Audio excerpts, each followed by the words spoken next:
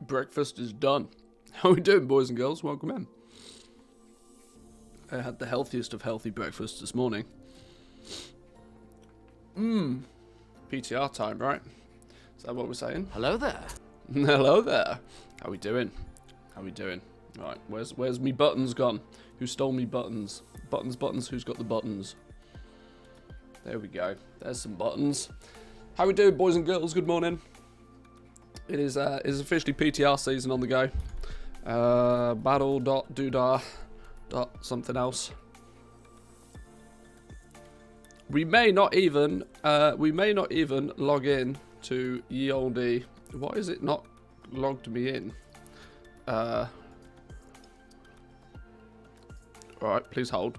Please hold. Merry Christmas. Merry Christmas. Merry Christmas. Right, who's stolen my Battle.net? Right, there it is. Let's make sure we don't accidentally. What is the point of having the please keep me logged in button if it doesn't keep you logged in? Where's my mobile device? Professional streamer here, boys and girls. Professional streamer. There we go. There we go. We're in. That's what she said.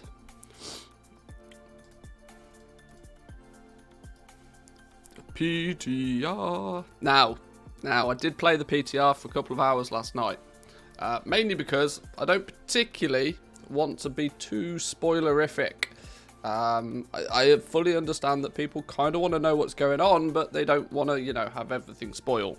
There's a bit of a catch-22 situation in those people's minds, in my opinion, that you kind of can't, if you're going to watch somebody play a public test realm, there is always going to be the chance that there is spoilers. But I've done as much of the campaign as we're able to actually do at the moment, so there'll be no campaign-based spoilers today. We're going exploring. We might do a little bit of testing in terms of we have access to some of the new what's the words I'm looking for? Pre-coffee. We have access to some of the new patterns and recipes and optional reagents and that sort of stuff, which we might have a play around with. But firstly, especially while I wait for the caffeine to kick in this morning, I want to do nothing more than just explore Zerith Mortis, because it's an interesting zone. It's a very interesting little zone. And my choice of using the word little is it's not that small, but at the same time I don't think it's quite as big as they advertised it. Is the camera still in the right place? The camera's still sort of in the right place. It'll do. Did you complete the 3 mini games? I did, yeah. I did. I even went as far, if you follow my Twitter, to post the solution to them, because I imagine some people probably went insane with those mini games.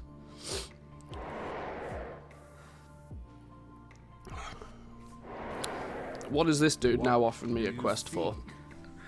Your first Cantaric proto look. Oh, this is probably the fact that, it's gone 10... Is it gone... Oh, yeah, of course, because it's Cilia clock times. Realm times, isn't it? Of course. Oh, it's asking me to do this one again. Why is it asking me to do this one again? That doesn't make much sense. Don't you have, like five goes at this, I think? I can't remember. 1, 2, 3. Oh, I can see the solution for 6. Why can't I see? Oh, I can't remember. You meant to make them all appear or make them all disappear? God, I should have paid more attention in school. Well, they're all gone.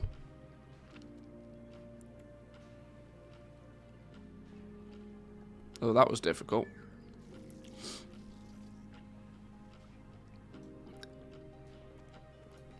We don't have access to the Cipher console yet, which is a bit frustrating because this is one of the things I really did want to see.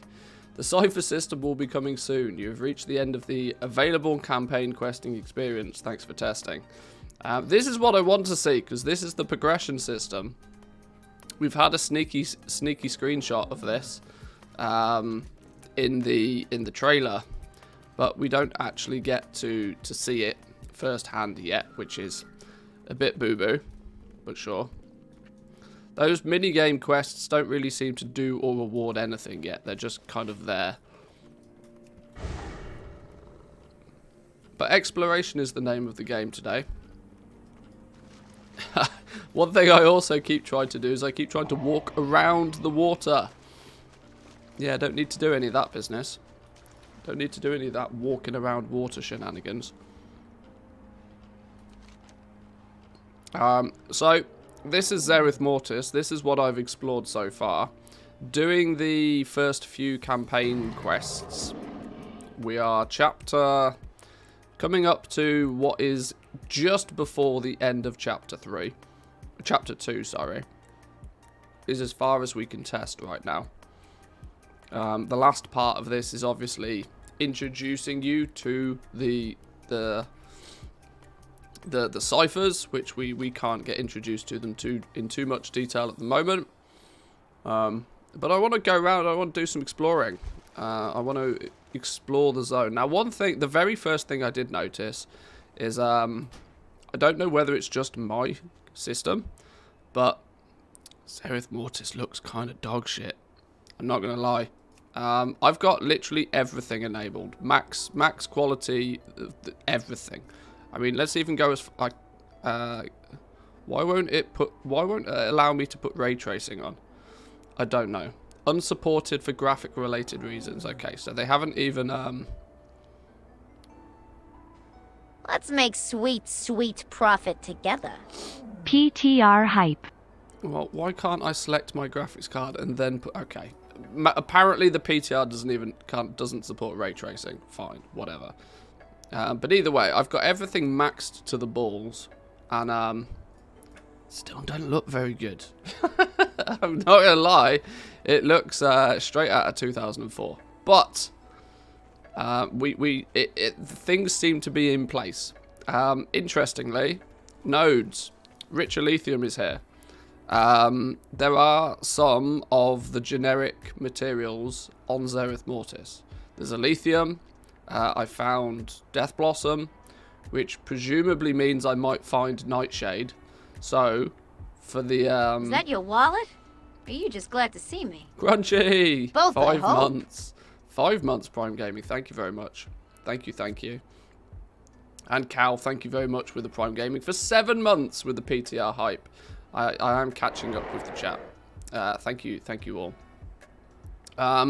For those who took my suggestion that, you know, Nightshade is real cheap at the moment, and it may not be so cheap going forward. If we can find some Nightshade out in Zerith Mortis, you know, slow down your stockpiling of Nightshade, as a lot of the theory of Nightshade going up heavily in value was that Nightshade will not be gatherable in this zone. Now, if it is, then people will still just have loads of it. So maybe Blizzard have learnt their lesson of making a new zone and only having that new zone have the new materials. But we'll see. So yeah, lithium deposits are out here. We found those. We want to do a bit of exploring today, though. Through the first few campaign quests, you get to see the let's just call it the green biome. I don't know what the technical term is. This is the sand biome. This is the non-sand biome. I haven't found a way. The lush biome, that's a good word for it. That's probably even correct. I haven't gone as far as to try and work out how to get these other little zones yet, nor have I gone to find the world boss, but I haven't really done much exploring. It was a couple of hours yesterday. The campaign takes you a little bit of time. Now, I was stopping to try and read quest text to give myself at least some understanding. How long did it take you to get on top of the... yeah, mini-game. Jumping mini-games. Who doesn't love a good jumping mini-game? I'm going to use this PTR as an opportunity to push my Twitter. For any of you guys that are on Twitter, make sure to follow me on Twitter. It's really simple, @Manthius. That's where I'm going to be posting generic sort of things that I find. As I don't want to... I know we have Discord, right? I know we have Discord, but I don't particularly want to spam... I don't want to spam the screenshots section of Discord with just PTR related stuff. So, you know, if you want to see cool snippets of things that I find, follow me on Twitter. Do we even have a Twitter command in here? I have no idea. Make a separate channel for PTR stuff? Yeah, I probably should. All that just sounds sensible.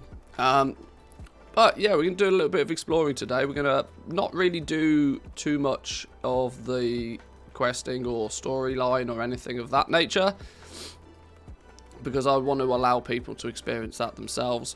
But some exploration I think is necessary today. So we're going to have a bit of a runabout. Now there are some quests that are dotted about. Now I presume these are the world quests. I don't have my add-ons turned on, so...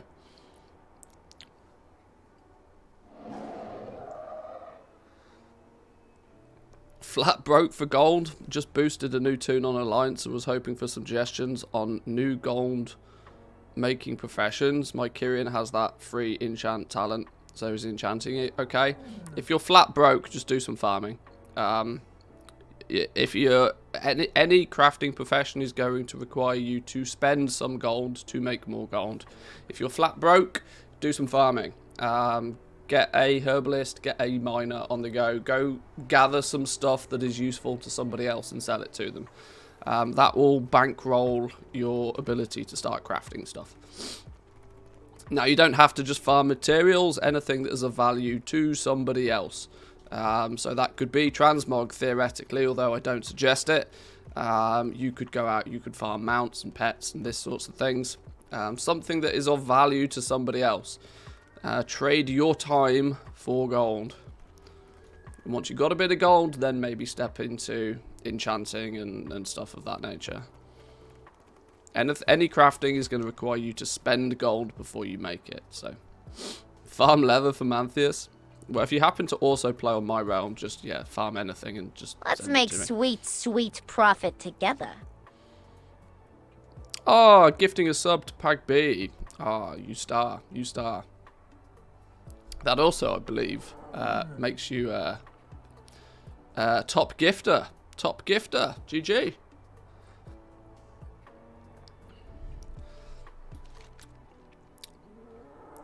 Do add-ons work on the PTR? I'm not even sure. I should probably maybe see if at least I can get my Elf UI up and running, because having this default UI is a bit gross. I didn't really think about testing that much yesterday. Do I even have... Elf UI is available. World quest list would be handy to have. I don't really want anything else. I suppose having details is not the worst idea. Is there an option to copy your add-ons and keybinds? I don't know. Is there? I don't know. Where's CurseForge? Honestly, I don't want all the stuff. I don't want the exact same setup, though. That's the thing. I would rather have limited and less add-ons on the PTR. Simply because add-ons often either mask things or get in the way of things or cause bugs that aren't really or shouldn't be a thing. We can go to retail PTR and we can update everything there.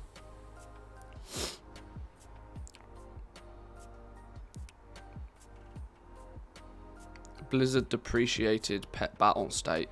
Alright, sure. I didn't know I had a pet battle state thing on. There we go. There's our Elf UI interface up and running again. That wasn't too much of a problem.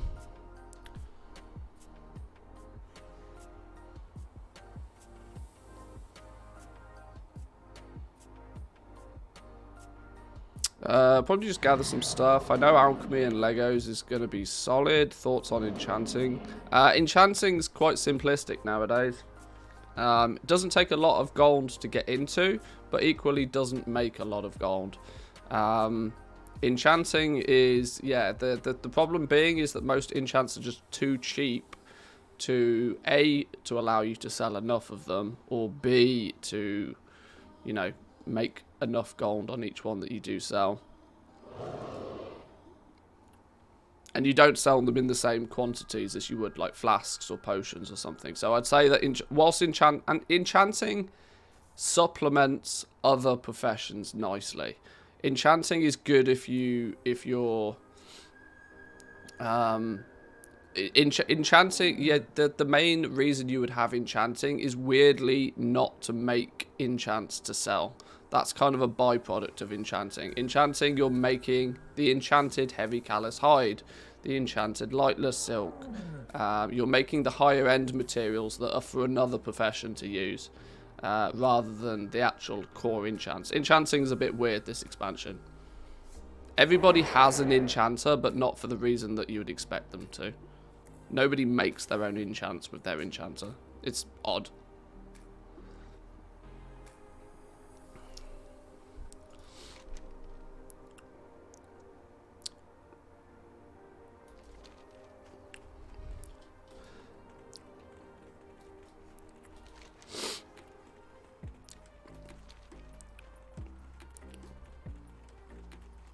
The zone feels the zone feels to me as if it's from a I don't know what the right word is here. It seems to be developed enough that it's all there, but I can tell for sure that like all the textures and stuff are just still a bit like, I mean, maybe my expectations are too high, but I mean, this looks like it was done in paint. I would expect better fidelity from Blizzard at this point.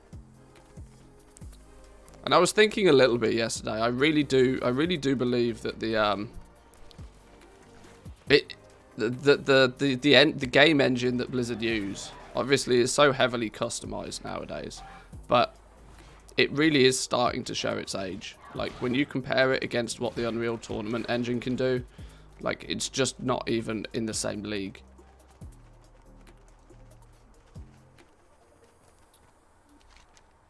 Now, I know this is, you know, the very first version of it that we see, but even when you step into retail, what do we got over here? Lacestrite. Lacestrite. Elusive rich Elithium deposit. Why is it considered elusive?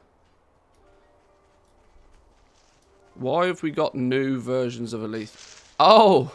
Haha! It's probably elusive because you're either a demon hunter or you have flying or you don't get it. That's probably why. It's probably because they've hidden some of them away.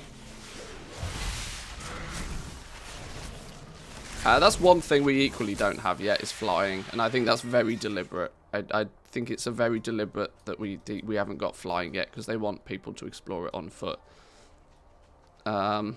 Yeah, I imagine if you're a demon hunter, you'll have a barrel of fun getting up all of these things.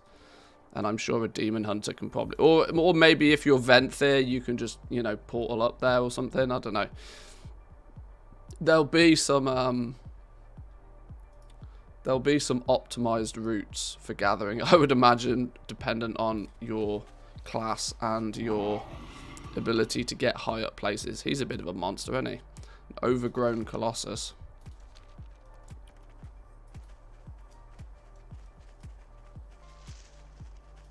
There's a few treasures and things dotted about. There's a few rares that have started to show their face. Regarding rewards for any of this stuff, though, most of it's just placeholder at this point. What's the rare here? Is it this thing?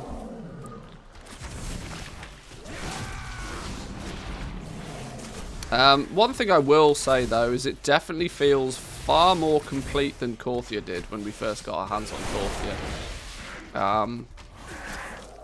Like Korthia, kind of, you just knew it was like not even half done. Like when we first saw it, this feels as if it was to go live tomorrow, although it's not, you know, as graphically nice as I think it could be. I think there's still a lot of texturing and a lot of optimization they need to do in the zones. But if it went live in this state tomorrow, it would be somewhat acceptable. Corthia was just, you know, it was half done when we first saw it. And I'm going to be honest, the fact that we're in a zone that is not grey is going to please me greatly.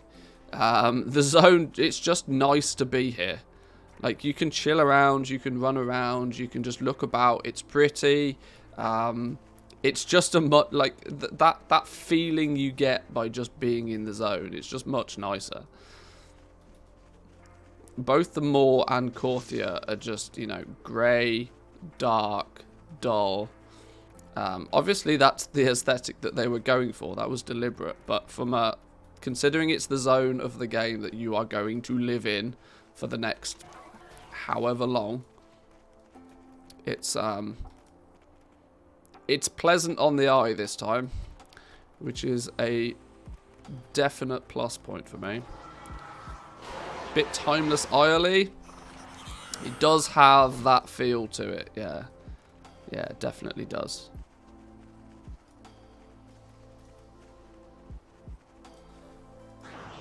Wormy dude. Wonder if these things become tameable. I should probably test things like that. I mean, it's a beast. It'd be kind of cool to get myself a couple of these spiky worms. Please test the tameable things.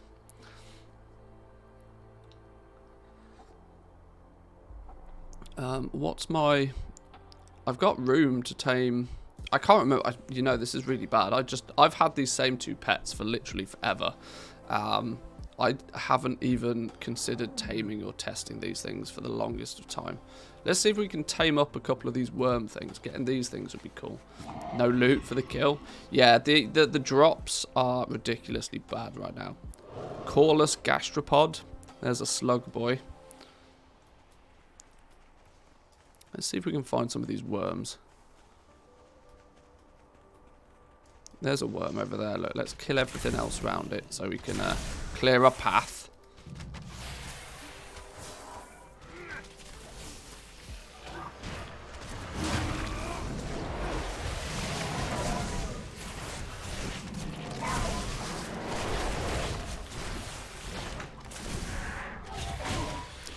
For reference as well, difficulty it's definitely undercooked at the moment. I should not be able to, with my gear, pull everything just like I did there.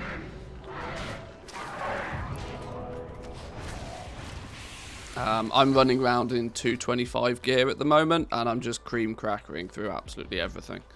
I think it's severely undercooked in terms of the mob damage, but either way. Let's dismiss you for a minute then. I literally have not tamed anything for about 10 million years. Where's me ice trap gone? There's me freezing trap. Let's put you there.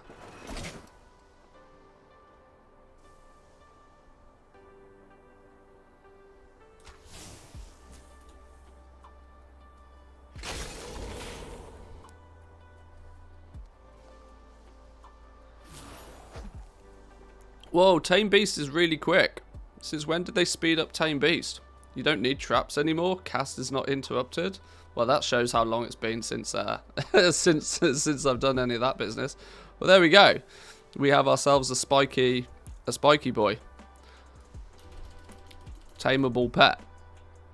He's pretty funky, isn't he? He's pretty funky. We like him. He has. Let's see what he has. Acid spit. Slows movement. Dash. Zoomy worm. Exotic ability.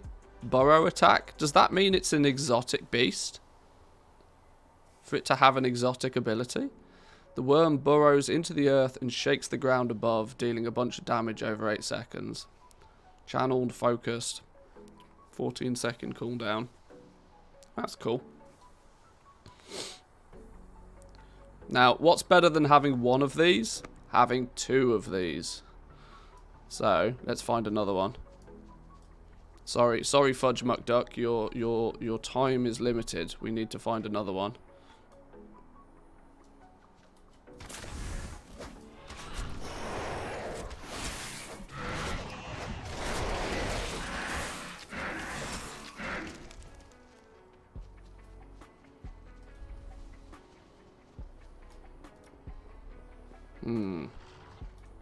Oh, somebody's got themselves a skeleton dinosaur. That's cool. There's more wormy boys. Look. I need to get closer.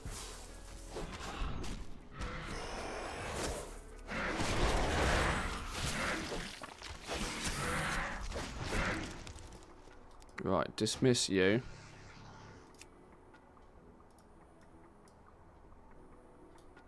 Can I just stroll up and straight up just tame him now? My god. Wow. How outrageously boring is that nowadays? Sure. Where's the challenge in taming pets gone? Ugh, gross. How does this work then? This is because we have the talent animal companion, but which one does it? Additionally summons the first pet from your stable. I need to find a stable master then. The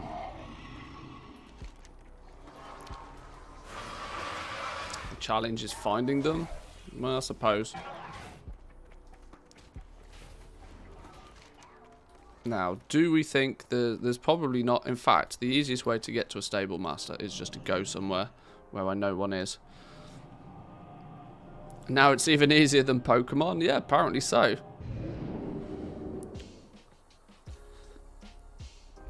That's quite genuinely the first pet I have tamed in probably 5 years.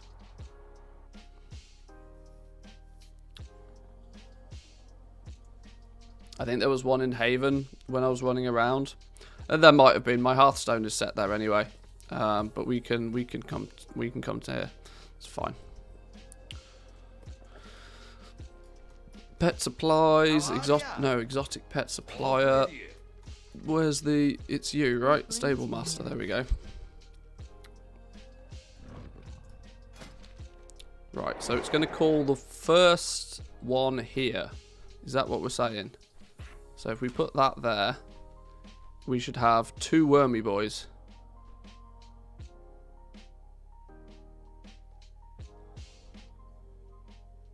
Now we have nothing. No, I have a nothing. What's going on here?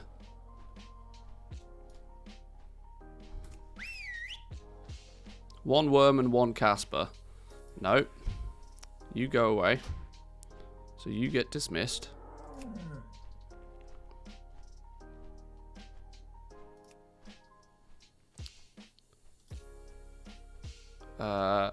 Where's the summon button? Alright, hang on. Oh, I know why. It's because I actually have it. There we go. Double wormy boys. Double wormy boys. Farewell. Now we're talking. Now I should probably equip some fitting transmog to go with this, but these dudes are funky. Ah, they don't fly. That was wishful thinking. Right. We, let's half back over there. Haven, let's go.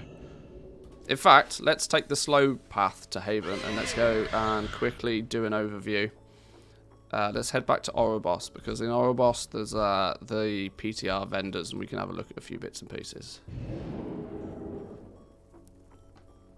Spectral Moose? I never got the Spectral Moose. We never got the Spectral Moose. Now's probably not a bad time to go and get it, you know, because there's going to be nobody there. We could probably get the Spectral Moose in about 3 minutes if we wanted to now. Now we need to go to Orobos.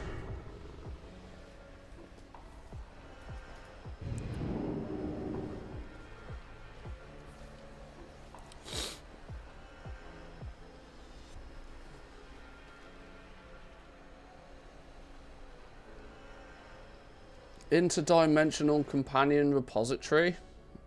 They sound like big words I don't understand. That also sounds like a toy.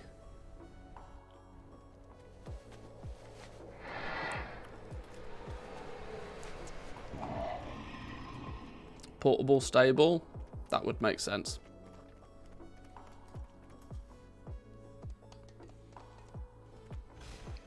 I'm the fakest hunter you've ever seen, just for reference. Right, so let's dead game by the way. Dead game by the way. Just wanna throw that out there. 1 o'clock in the morning. Dead game by the way. Right, class sets, hunter raid sets. Let's get ourselves kitted in some raid gear. Let's get tanked. So is it just 1, 2, 3, 4, 5, 6, 7, 8, 9? We're just going to buy all of the stuff. All of the stuff.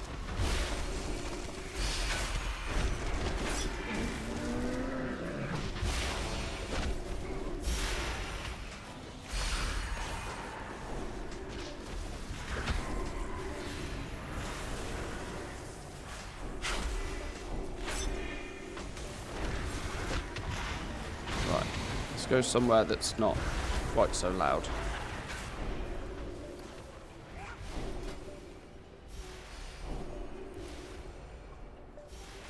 Kill command critical strike chances increased by 15% for each stack of frenzy your pet has. Alright, sure, that's easy enough.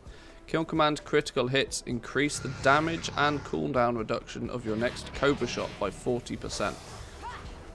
Okay, that's... okay, that sounds good, but it sounds so outrageously passive. It means I'm not going to do anything different. I'm literally not going to do anything different. Great, okay, sure. Oh, interestingly, the 5-piece set is only related to hands, legs, head, chest, and shoulders. Ooh.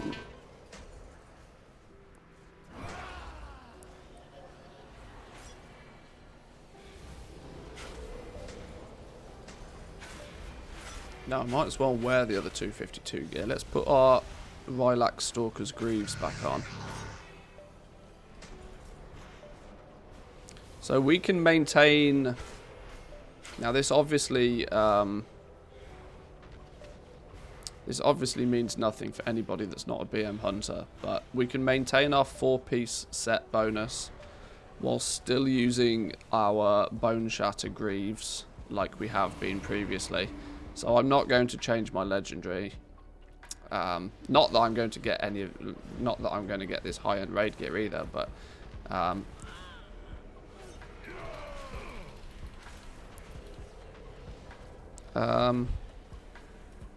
sure.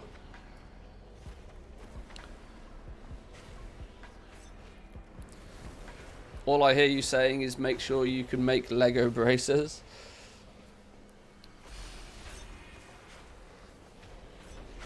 Cloaks, rings, and necks as well. Yeah, I think the meta for legendaries is not going to change in any way, shape, or form. I mean, it might ever so slightly, but dual crafting is still going to be mega OP. Rings and necks are, you know, absolute legendary bait slots for sure, because they've got no chance of clashing with anything else that could be interesting. Ring, I still can't help but believe anybody would choose anything but the ring given the option nowadays, considering you just have 2 ring slots. It just makes so much sense. You've got 2 ring slots. That means you've got half the chance of replacing it with something cooler. It doesn't clash with tier sets. It doesn't clash with domination gear. What I should probably work out is how and if we can equip double legendaries yet. That we probably can't equip double legendaries yet, since that I think is part of the progression path. We unlock that later on. I don't think we get that straight away. I mean, I don't even think I have No, I don't have my Covenant Legendary crafted. Nor have we worked out how we get the belt.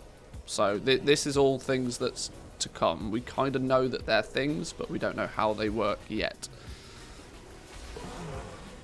I need to clean my bags up a bit. Because we've got no room. We've got no room. Oh my god, I don't even have...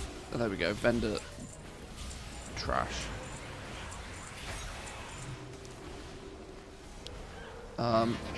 Considering we're on the PTR, let's just get rid of a bunch of stuff. The merchant doesn't want that. Of course they don't. I should have cleaned the bags out before, you know, transferring the character over. A handful of oats. We're not going to need any of that. Here, come on. 90% of this stuff we don't actually need. We don't need it on our characters on live. Never mind on the PTR. Don't even know what that is. Dark iron residue. Why the hell do I have dark iron residue in my bags? Soul dust might need. Jeweler's kit might need. Materials probably need. Exotic leather. You funny. You funny.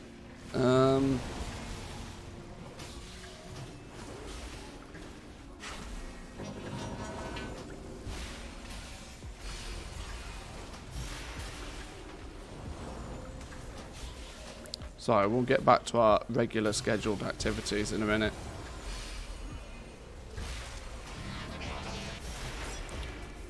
As, I think the more we progress within Zerith Mortis, the more we're going to realise that, you know, our bags are just going to get... our bags are going to get spammed with stuff again.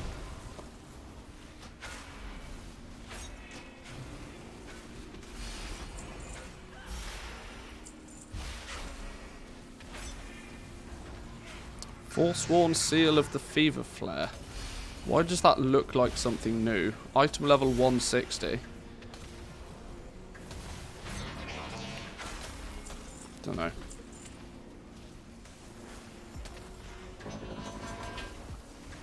How are the exotic leather sales on the PTR? I don't know.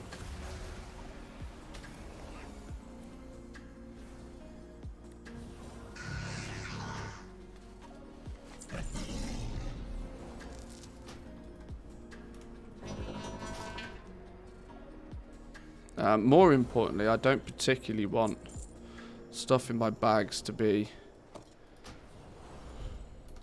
I want the stuff in my bags to only be the new stuff that I found. Proto Flesh, look. There we go.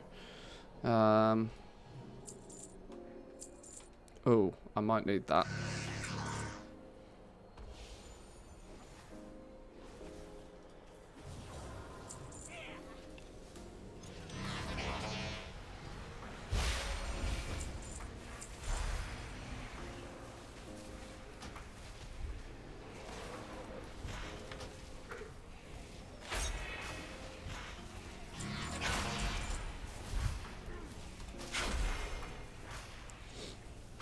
Cheapest piece will become a frequent legendary slot as well, since it's the slot with the highest stat budget, together with shoulders and legs, at least for real min-maxy people.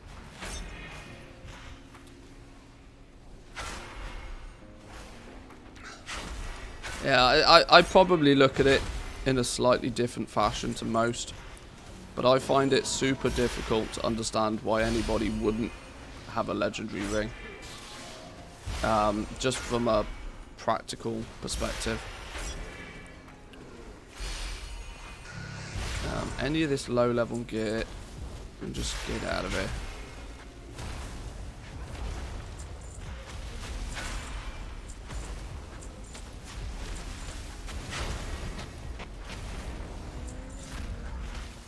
How is that an upgrade? It's not, it's a lie. Right, that'll do. You on the PTR? Yep. Yep.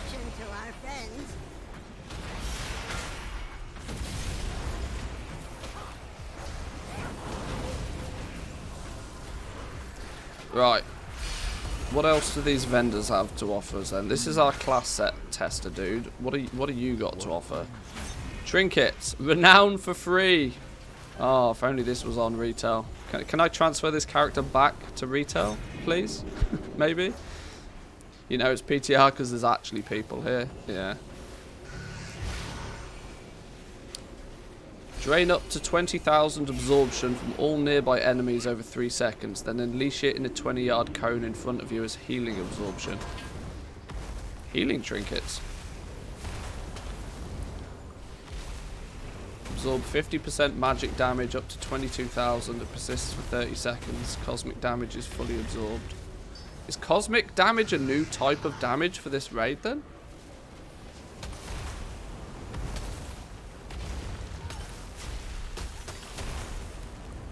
Cosmic gladiators throw a cosmic doodah, does damage, split between a bunch of people.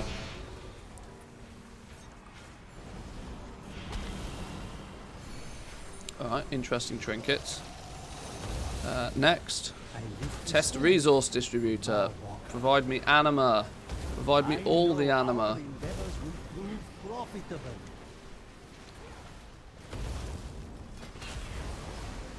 Currency. 200,000 anima. Never enough. Tell me what you need, my friend. Can you give me some willing souls? And well to you. It is clear you deserve. Can you please recruit me all of the adventurers for Moldraxxus Adventures? Coming soon. Not yet though. Give me honor points. Boom! Honor for days. It would be A little bit more for good luck. And a little bit more for good luck. come back if you need And a little bit more for good luck. any. Please do see me again. This is how you PvP, boys and girls. How may I assist? 181. 215. What's the cap on honor nowadays? 249. This man offers I guess that's it, right? 250. always. No, 317. Holy shit. This man offers There's no cap. infinite opportunities. Really? You honor me with your attention. Wow, I'm just so good at this PvP thing. Ultimate transaction. Reward stop at 500. I see. Prestigious blood fort. Oh, this dude, the 500 honor level one. Yeah, that's ridiculous. Without question, that is one of the coolest mounts in the game. I mean, that is pretty fucking ridiculous, that thing.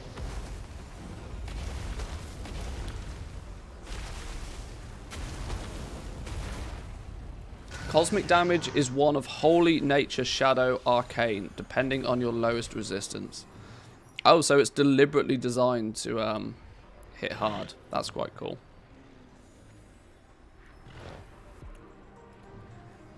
Check the Midnight Courser. Oh, he's funky. For just a casual 250 honor levels. Just a casual 250 honor levels.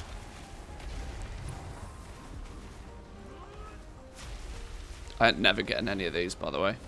I mean, I'd probably struggle to get this one if I'm going to be brutally honest.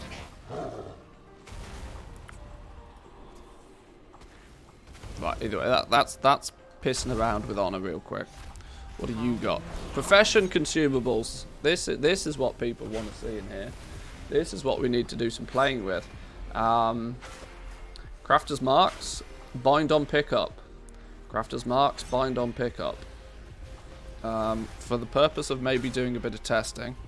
Oh, boo, I've realised I don't have any materials on this dude. I might have to transfer another character over that's got some materials to do this. Let's just buy 50 of these. What do they stack to? 20?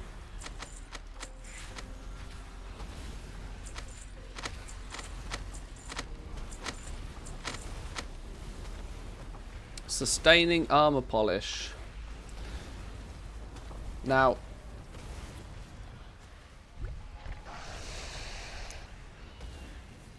are these tradable? They must be, right? Increases the duration of flasks, elixirs, and food buffs. Slaying enemies increases your highest secondary stat for a brief moment, stacking up to 10 times.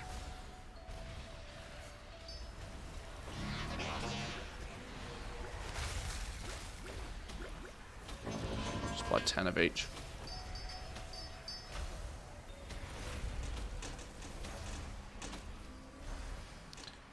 Being struck by an enemy builds electrical sparks. At 5 stacks, the circuitry shorts and lashes out. This is a cool one. Increases movement speed and mount speed while in the Shadowlands. This is made by engineers, I think.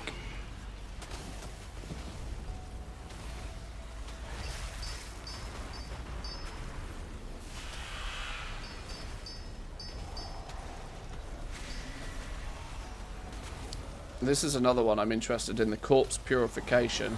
Chance to acquire additional resources from corpses. It's going to be pretty funky donkey for skinners, that one. They bopple.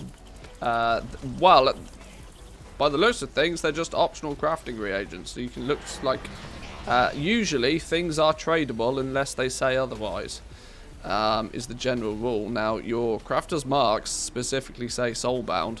These do not say soulbound, meaning I would imagine you can trade them wherever they need to go. Cosmic Proto Weave, so we don't need to min-max professions. It doesn't look like it, no. But, I mean, you know, these aren't even on the professions yet. These are just on a test vendor, so, you know, early development.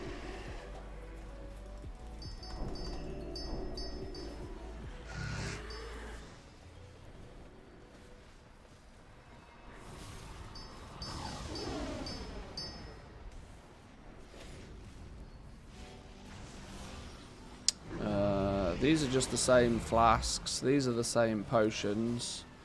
Nothing new there yet.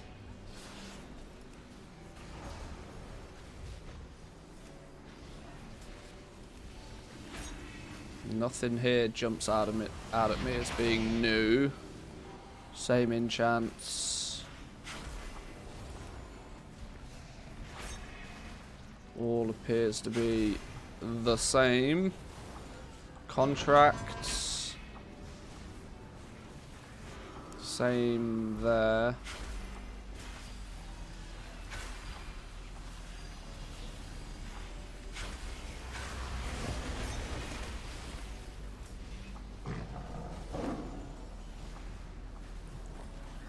What they're not going to do is they're not going to give us a material vendor, are they? So they're going to deliberately make it difficult to craft the new stuff by hand.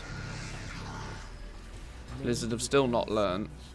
Although there is a master crafter. What have you got? Oh! Fucking genius! There is a material vendor. There is a god. Well, there we go. Now I might actually be able to test some stuff. Fuck me. Ran over. Ran over. Right.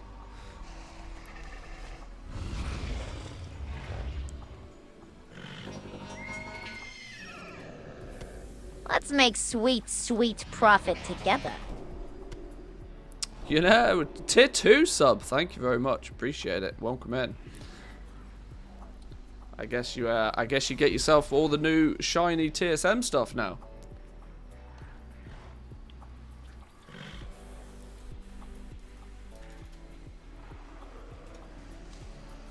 Pogor.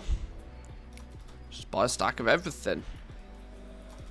Now, this doesn't help when it comes to Pog Essence.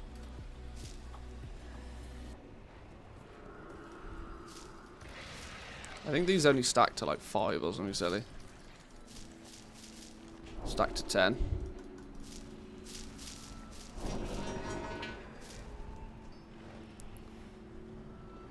Empty kettles I found yesterday, by the way. Empty kettles are basically the starting point for the new feast.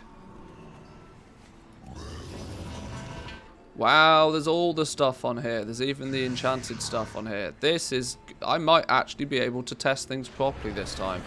Oh, thank God for that. All materials on a vendor. For free. Beautiful. Oh, interestingly, they've put the new recipes on here as well. Now that doesn't help us when it comes to finding out where we actually get these from, but at least it does mean that we can look at testing things in a bit more detail. Good-o. Crafter's marks, crafter's marks. Nice.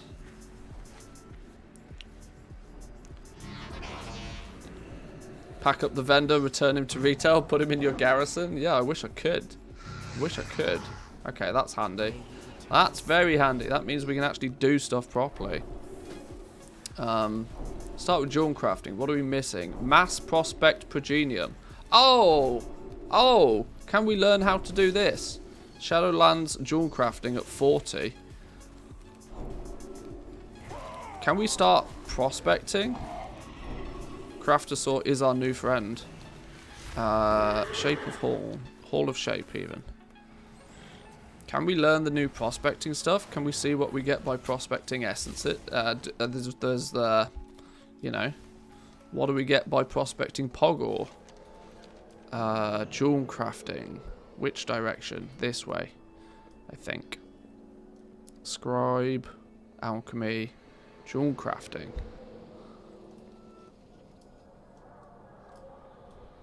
Right, give me the good stuff. Boom, Pogor.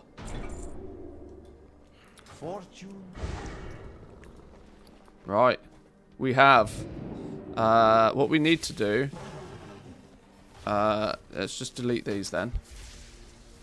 See you later. Get rid of those essences. No gems, no essences in our bags. Where's me Pogor? Let's buy a bunch of Pogor.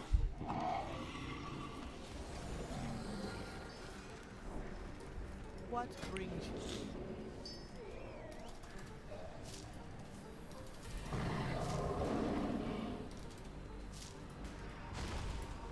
How many is that? 2, 4, 6, 8, 10. There's 1,000 Pogor.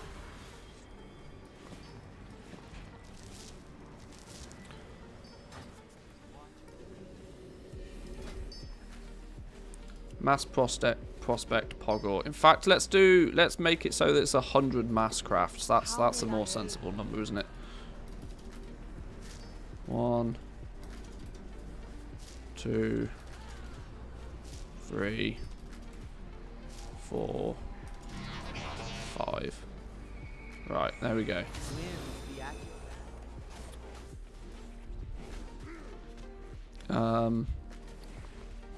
Go.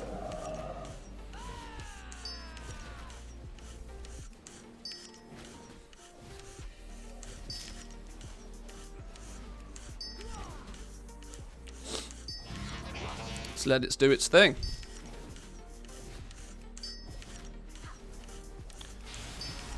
Buy 100,000 ore, prospect it, note down the rates, job done. Yep. As long as they don't change anything.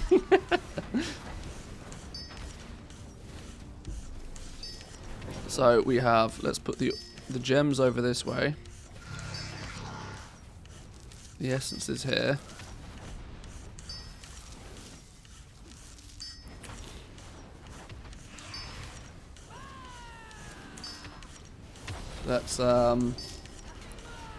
Let's provisionally start a new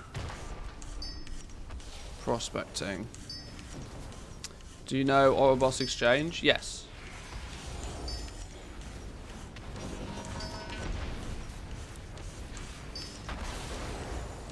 So maybe we take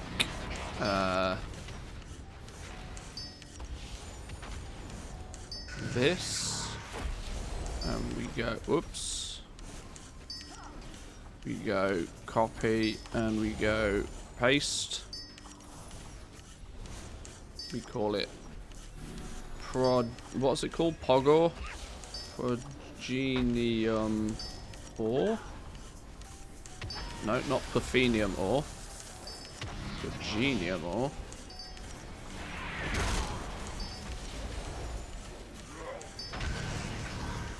How many of it did we buy? Like 2,000?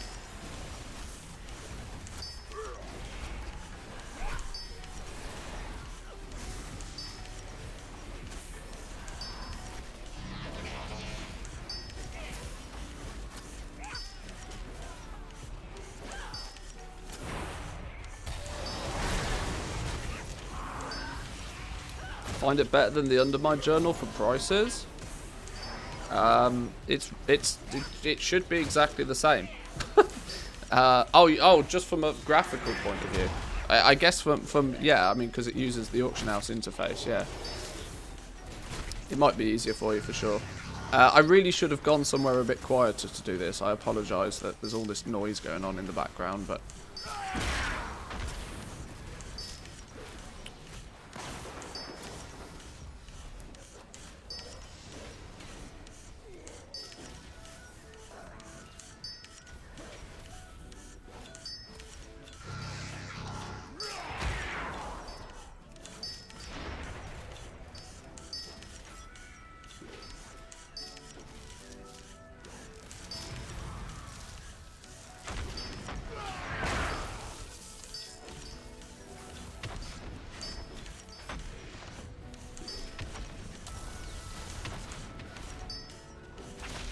Renown 80?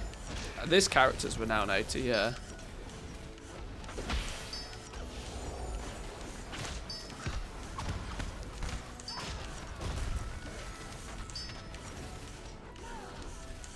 These stupid turnip punching bags, Jesus Christ.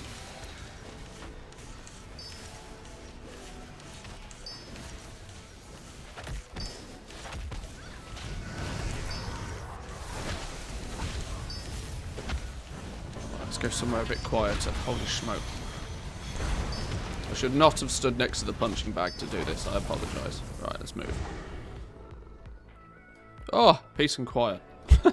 Peace and quiet at last. Right, what did we get then? So 2,000 Pogor resulted in. What did we get? We got red ones. 2, 4, 6, 789. 789. Oroblast 2, 4, 6, 792. 792. And blue ones 2, 4, 6, 787. 787. Essences. Torment, we got 34. Rebirth, we got 42. Servitude, we got 28. And Valor, we got 12. That's dog shit for essences. Dog shit for essences. Oh god, you guys can't even see, can you? Dog shit for essences. Pogor is all about getting gems. You and like if it's the way that it stays, you are not prospecting Pogor for essences. 40% chance of getting a gem every time you of each gem. Like literally, I guess this is this is outrageous. 2,000 Pogor. Those are donkey doo-doo levels. 1.18 gem per ore. 0.06 essence per ore. It seems to prospect for essences at the same rate as what zone specific ore does, but instead of giving you a specific one, it spreads it out across everything, but you do get crazy quantity of gems from it, like literally bonkers level, over double the amount of gems you get from anything else. Which, considering gems are already the byproduct, totally fucking useless. Oh dear.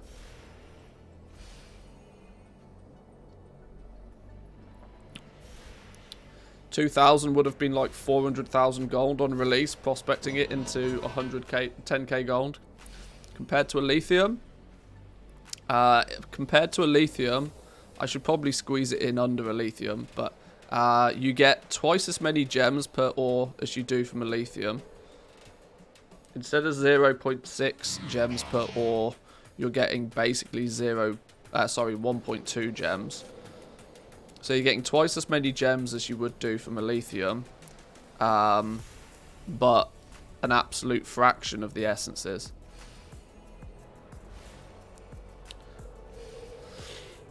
So, TLDR, you don't prospect Pog ore. You are not prospecting Pog ore. Not unless it becomes derp level cheap.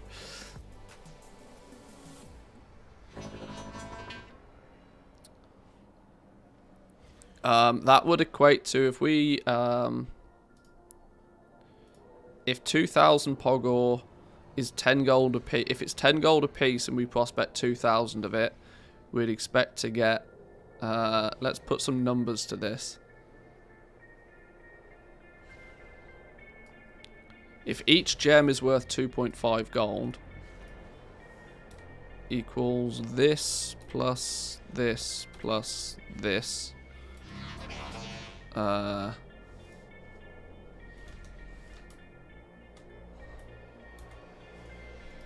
Multiplied by 2.5. You spend... Oh dear. Yeah, I'm not even going to do the maths, it's just gross. Any new craft that's going to suck up the gems? Don't know. It's safe to say that as it currently stands, you ain't going to be prospecting this stuff. Now, I know we only prospected 2,000, but I mean, the numbers are pretty... You can tell that it prospects at the same rate as a zone-specific ore, but it'll have the rarity and the cost of a lithium ore. So you are absolutely not prospecting it unless they change something. What's the date today? 3rd. I'll put the date that we prospected this so we can keep track of if it changes.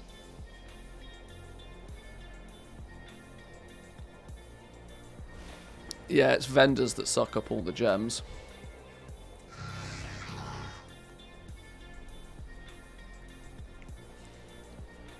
Alright, well that's quite funny. Sure, you went prospecting that. Somebody should probably do the same for milling.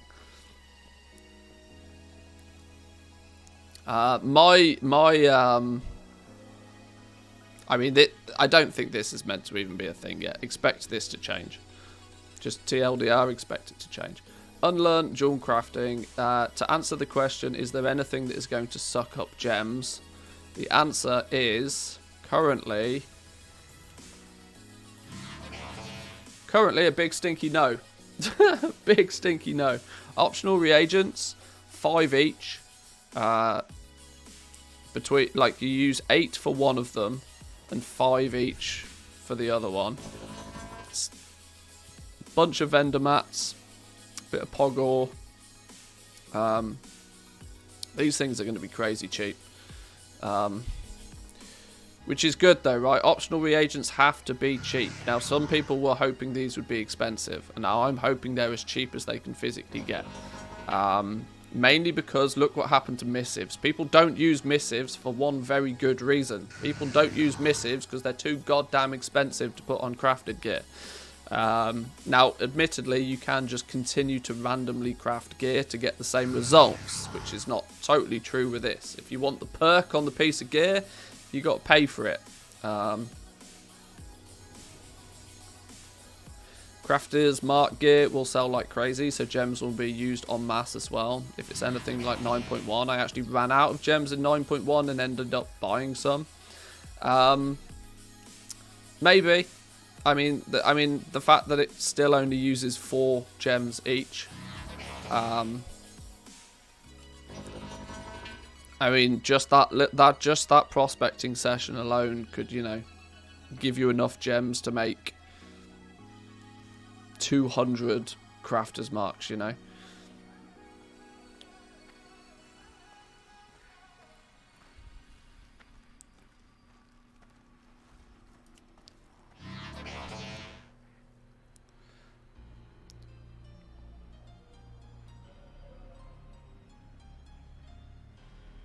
Can we now... How do we... This is an unlearned thing. Can I learn the Vestige of Eternal? Or can I buy them? Or can I do something? Can I craft legendaries? Can I craft a rank 7 base item?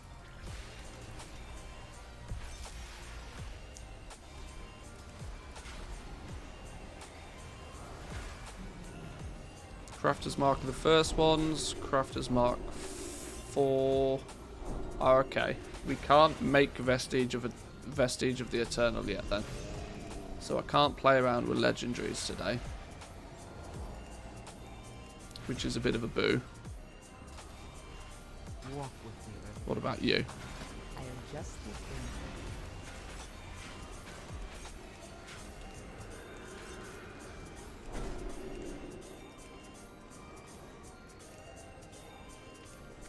No. Okay. So we're not playing with legendaries today, but we can do most other things. What I might want to try and do actually is I'm really interested to see if the gear that you craft with these optional reagents, if the bonus then stacks.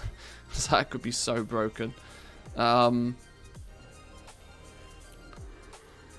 example, where is it?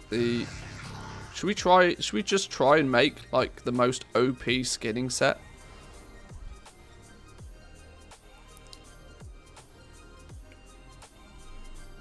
I think it's going to require a little bit more testing actually, because we'd need to, you know, we'd need to actually science it out. We need to work out what is the baseline, what do we get normally. Yeah, we kind of need to work out what we get normally through skinning. I guess that's something that we'll do eventually. It's one of those things we'll get to. We need to do a few more basic things first.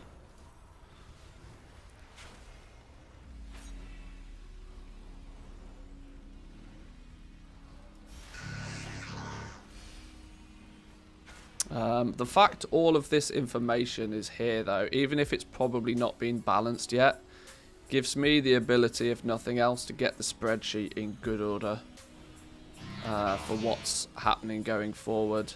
Regarding the spreadsheet actually, one thing that I do probably plan to do is we have optional reagents. We have optional reagents as a sheet currently. This is probably going to be broken down into 2 sheets. This will probably end up being the Crafter's Mark sheet. Then we'll have... I don't know what we're going to do with the Vestige of Origins. These might just... Vestige of Origins and Vestige of Eternals. This might just get put onto its own sheet, because it tends to use very similar materials. There's so many different variations of the Crafter's Marks now. I think it needs... So this sheet needs a refresh. We can put all of the Crafter's Mark variations. We can make it a little neater and tidier. So you can, at a glance, then see which profession is best for your Crafter's Marks. Considering how many do we now have? Novice, Crafter's Mark 1, 2, 3, and 4. And then Crafter's Mark of the Chain Dial. There's like just stupid amounts of them. So we can make this look a little bit better. Vestiges get their own sheet, I think, going forward. And obviously I can, you know, dark mode this whole sheet like I do with some of my other ones, to make it easier on the eye. Alright, cool. Well, that was helpful. There's not actually a huge amount I want to look at from the professions, because most of this stuff I already know about. It's data mined. I know what it is. I didn't like. I wanted to see it in game for the purpose of getting, you know, proper tooltips and stuff, but we can't play about with these. It doesn't tell us how we get them yet. There's no further information on where do we, you know, how do we acquire these. Do I still not have the Pallid Bone Flute or the Pallid Oracle Bone? Really? Do I not have these patterns on retail? Surely I have these patterns on retail. I don't know.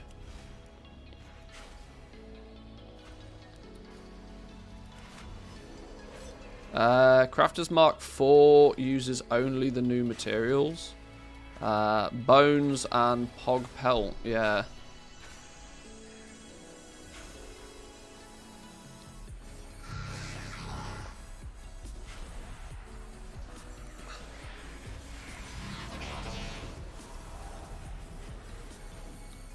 Progenium Pelt. Players with a skinning skill can gather these rare hides from the strongest animals inhabiting Zerith Mortis. Crafter's Mark, the first ones, is using heavy desolate leather still and 1 Pog Essence. Kind of makes anything pre 9.2 useless. Will lose a lot of value.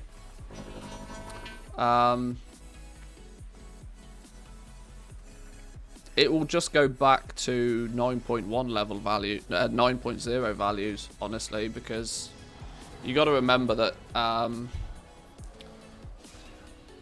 Well, no, that's just not true. The fact that everything else uses them, you use it to make the gear. Just because it doesn't go into the crafter's mark as well, doesn't mean that it's not going into the gear in the first place. You got to remember, this is not the entirety of the crafting cost of a piece of gear. This is just the optional reagent. You then still obviously have to make the piece of gear in the first place. This isn't going to change. These aren't going to change in any way, shape or form.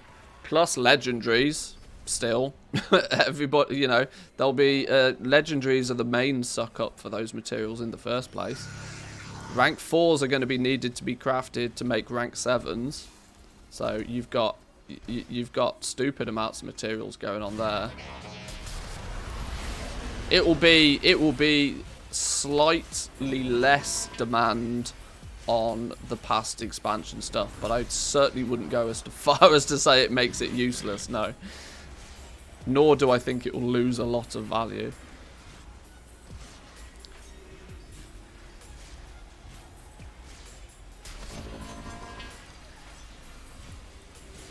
Do we know if the new zone mobs drop Callous Hide Desolate Leather yet? I've not done skinning in any way, shape or form over there yet. I've not done deep dive into profession stuff. I want to just explore the zone, if I'm honest. I've picked up some, you know, gear now. I've got my set. My raid set gear. We've had a little look at some of the things. I just want to explore the zone first, if I'm honest. I'm not rushing this PTR.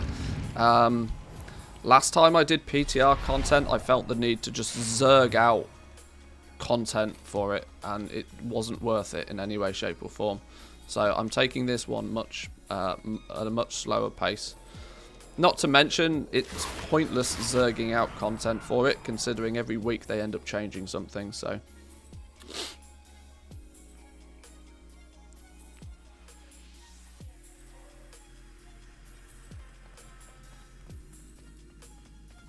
But let's go and I want to just have a run about. I want to explore the other side of the world a little bit more so. I want to go and investigate the world boss.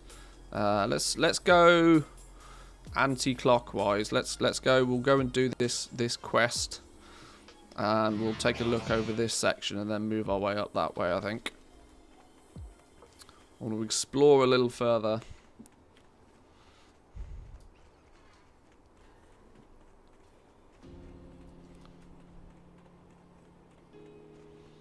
Any material that we can stock up on now? It's a little bit too early to say, really, to be honest.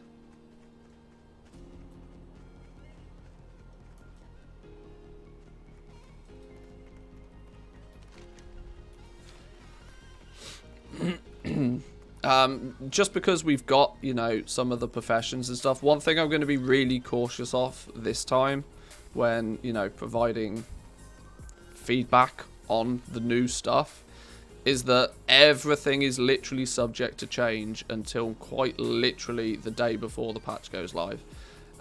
Especially balancing and stuff. Look what happened with Corthite crystals. We were all talking for weeks and speculating about the value of them based upon, you know, the fact that you needed one to make each optional reagent, and then out of nowhere, boom, have 40 of them. So things will change right up to the very last minute. So if you're going to, we can speculate, but you're going to have to come make your own mind up on in terms of, you know, stockpiling and that sort of stuff, I think. The Raptura are troublesome creatures that steal anything they can. Please, help us recover some Raptors. Oh, these now we slap. Now we slap. New zone is so green. It's so green now. It'll only be green and for a minute. We'll end up in the sand biome soon.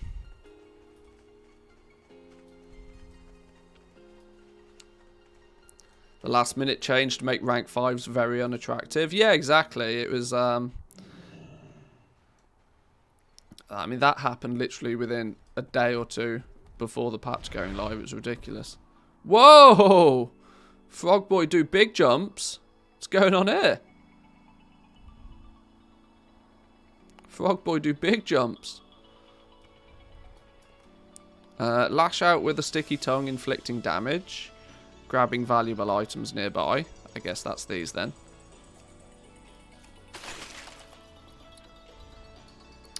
We have accelerated nematode leaps to targeted destination. We have accelerated jumps high into the air. And return to a high point. Return to the highest point in okay.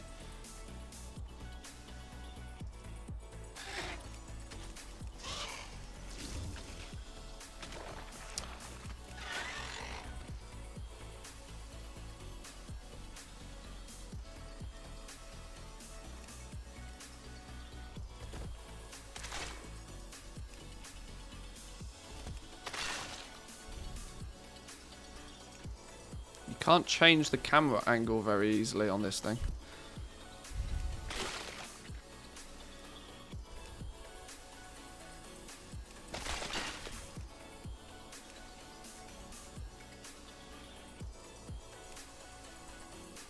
What?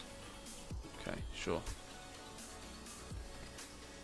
Important info to know for me is, do we need full campaign progress? Will we need renown 80? Will there be a Lego leveling skip in early 9.2? We'll have to wait and see on some of those bits for sure.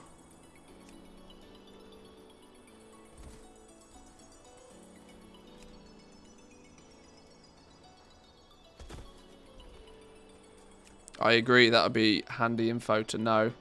It's way too early stage to actually try and work any of that out though, I think.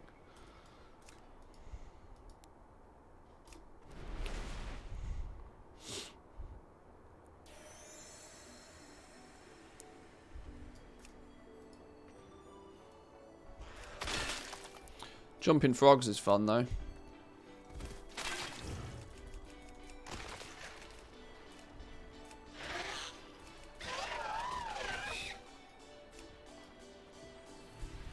Oh, it's fun the first time at least. let's see when you've done it 700 times whether it's still fun, but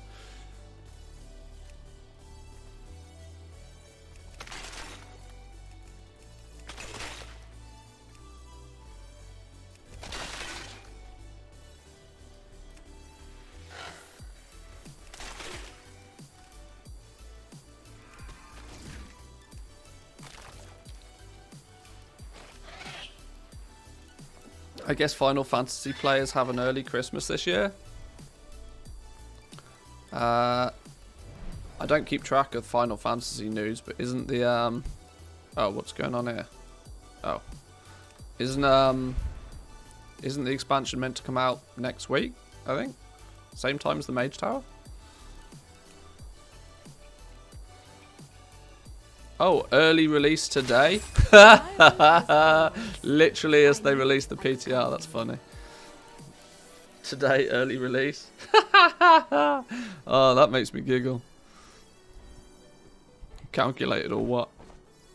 Oh, oh, now it's just left me up here. Okay. Early release today, but delayed release from last month. Early release for pre-orders only. Wow, it's almost like they're timing it to be, you know. That's funny. That makes me giggle. Okay, I didn't anticipate getting stuck up on top of a rock, but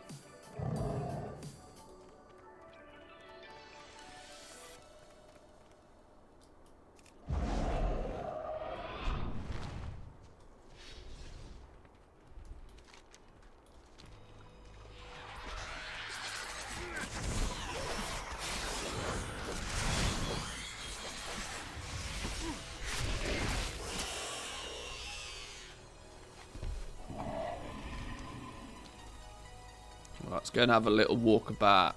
Go and have a walk about.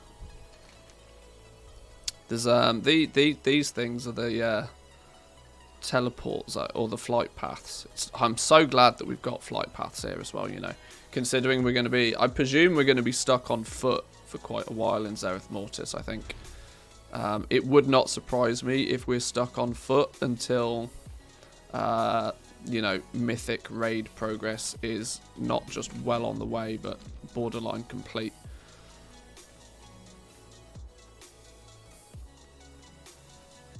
Lithium deposits. Now we're getting into the sandy zone. We can't get over there yet, or at least if we can, I don't know how. That's quite cool.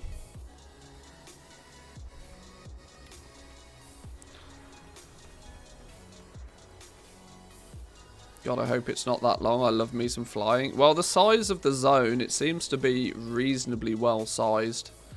Not outrageously big when on foot, but I equally do worry that it will very quickly feel quite small again as soon as you can fly. This is the problem with flying, right? That it instantly makes the zones feel just small. Because you just fly up, go exactly where you want to go as fast as you can get there, and then drop down again. I totally get why Blizzard want to remove flying from the game. Right, so now we've got the flight points over here. Pilgrim's Grace. A few quests to do. A few vendors to... These are the Enlightened. Now, currently, reputation-wise, Enlightened, I'm still only neutral. That's after doing the first couple of chapters of the campaign. So I guess a few days of daily quests. Browse your goods. What do you have to sell?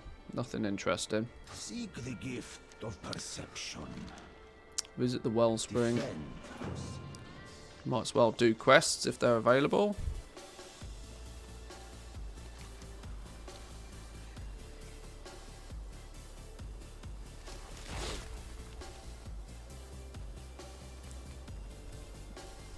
Peace, my fellow pilgrim. Happy adventuring. High proficiency is my fun. Well, maybe for some people. I don't mind being immersed in the zone. What does this thing do? At the moment, not a lot.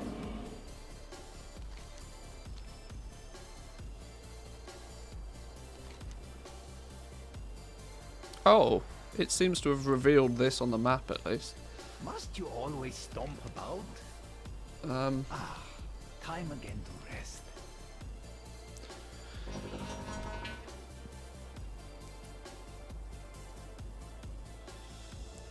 In an underground temple. How do we get into said underground temple?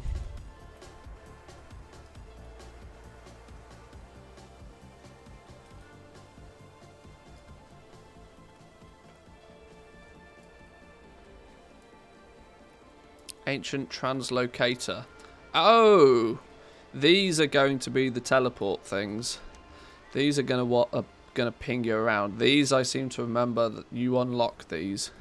Part of the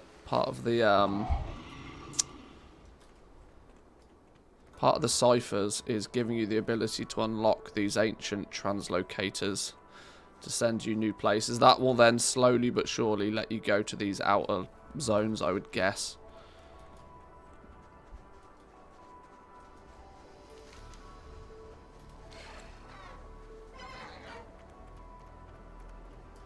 Is there any vendors or anything over here?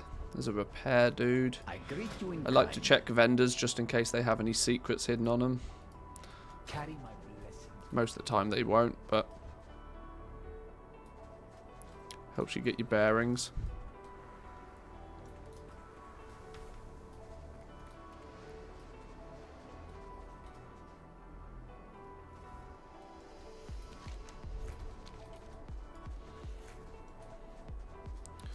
Doomwalker's looking lonely on the PTR.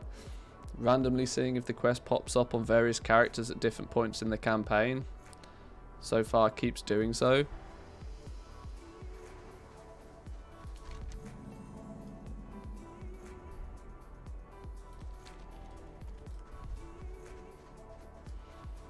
Yeah, the likelihood is that we will end up doing quite a lot. What's that over there? There's a little box. There's a little box just chilling there. That seems very deliberately placed.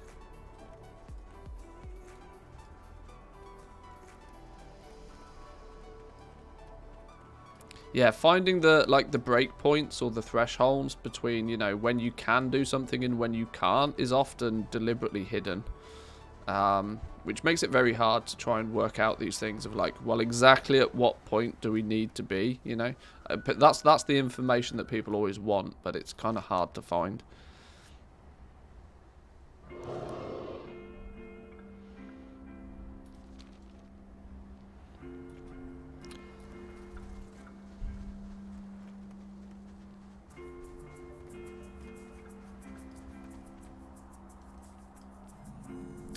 Good looking zone though already.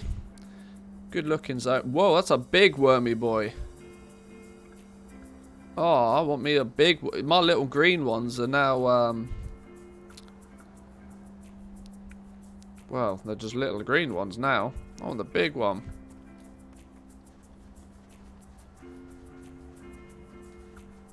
Let's go explore. Oh look, there's a new elusive Progenium Deposit. Requires mining. There's our new ore. I've not seen many of the new nodes kicking about, actually thinking about it. I don't think they've, I think they've dropped a few about, maybe, just to indicate that it's a thing, but the zone is definitely not packed full of things to gather and pick up.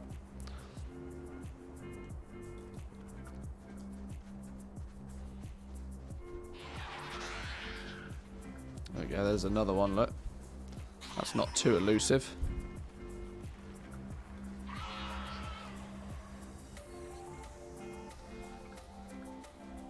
What's that up there?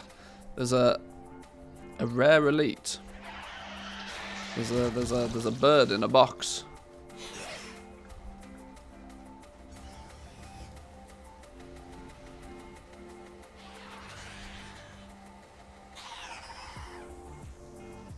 Echoed Giro. He equally looks like somebody we need to rescue or do something with at some point.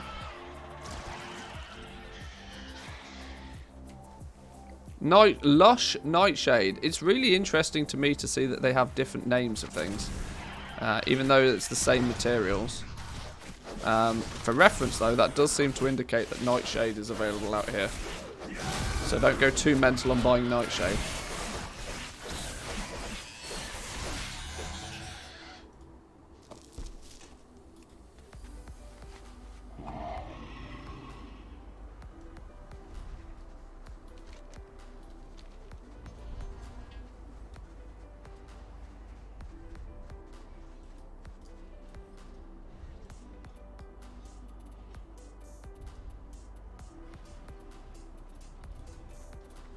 Ooh, what's that? Discovered proto repository. Is this maybe another part of the, what's the protogenic synthesis or whatever the fuck it was called? What do you do? You seem to indicate that something might happen with you. I don't know what though.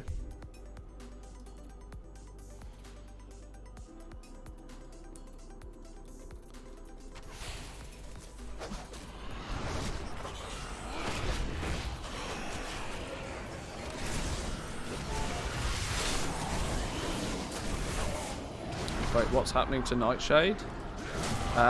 Nothing particularly, other than it's underutilized currently, which means it's just quite cheap.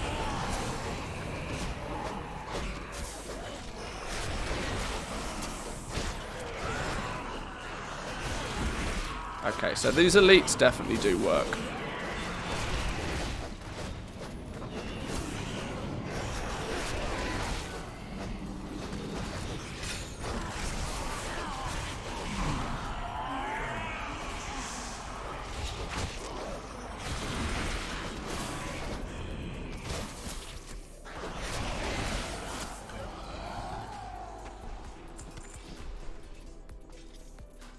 Uh-oh. See, these look like portals, but they don't port you anywhere. Not yet, at least, anyway. Something's going to happen in this room, but for the moment, for the time being, we just don't know. There's definitely the ability to, you know, interact with this in some way. We'll come back another day.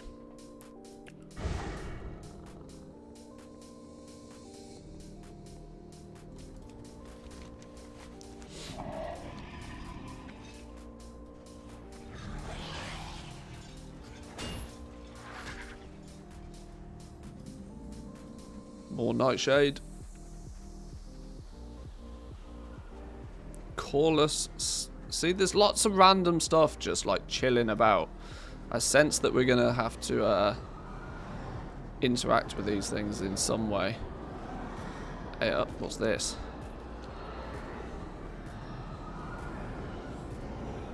Why are you Crypts of the Eternal? Slow.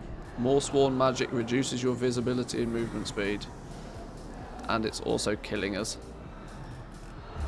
Let's back out of there then.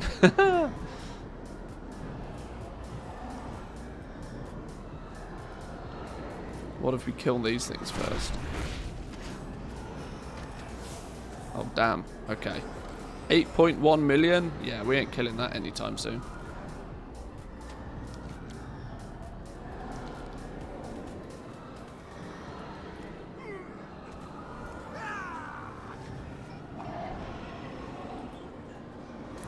There's your, that's the raid entrance, right? Surely. Got to somehow defeat these big tower things. Raid effort. Who are you? Loads of I keep finding these dudes kicking about. These echoed Gyros. These dudes keep kicking about, not quite sure why. Found a few of them now. Elusive first flower. Elusive unless you happen to be a demon hunter. Or Venthyr. Venthyr druids might be pretty good.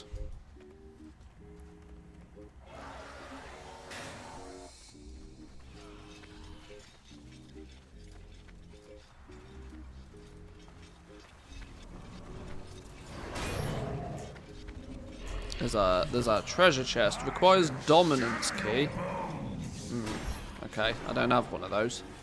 Where do we think we get a dominance key from?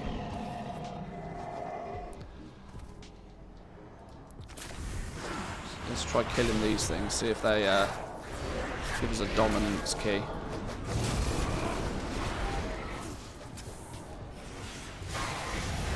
Wormies, do worm things. Jesus.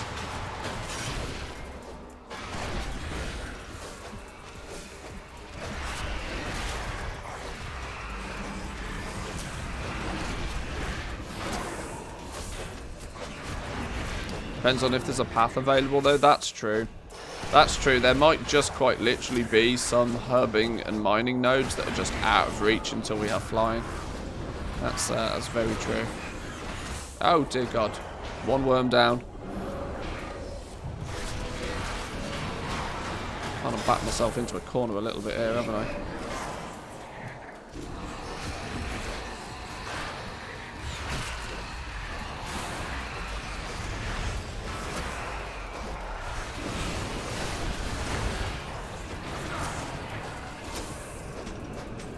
No. Large gilded ring. That's not what we're looking for. Kind of wishful thinking though, really.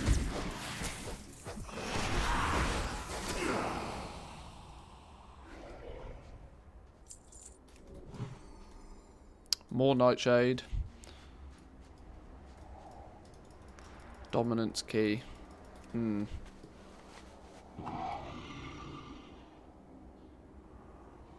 Well, at least we know where to go back if we find a dominance key.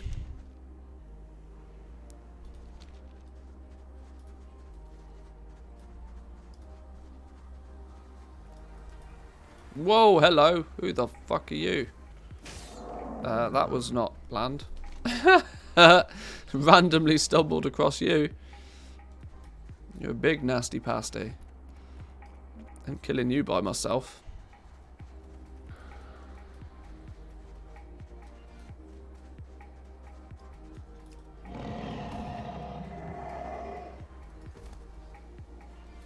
Yeah, this is probably not a zone you want to spend too much time in by yourself. But I like that. I like having zones where there's some actual imminent danger. Makes the game feel a little bit more real.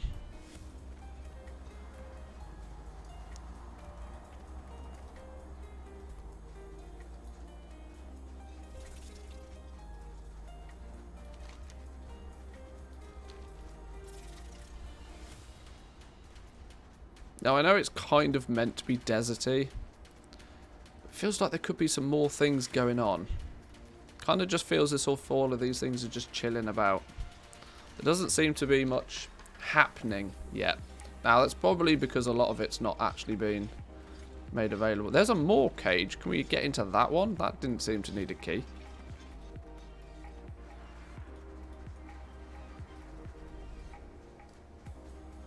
Can we get to that one maybe?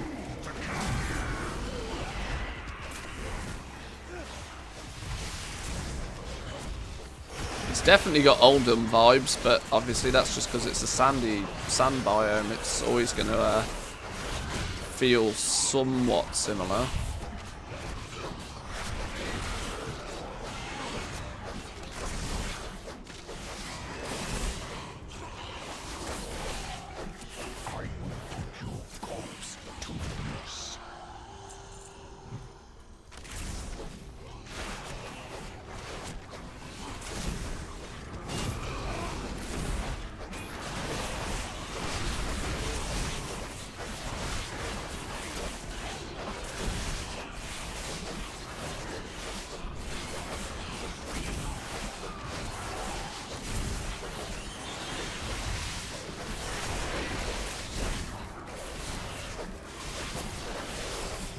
Worms are getting eaten alive.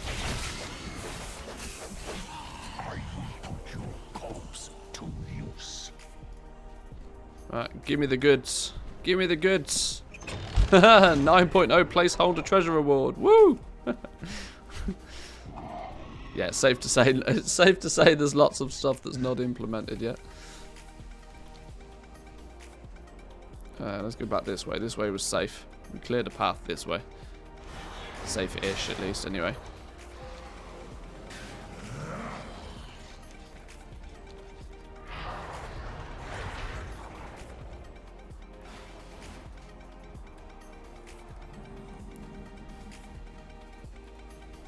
No, there's definitely first flower nodes over here.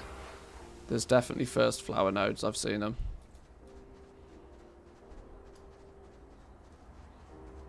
I mean, there, for example. There's definitely first flower nodes kicking about. Whoa, what was that? Cosmic energy bar. What's this about? Collect cosmic energy from enemies. Hang on, hang on. How and where did that come from? I don't have a target. Empower it by standing in energy pools.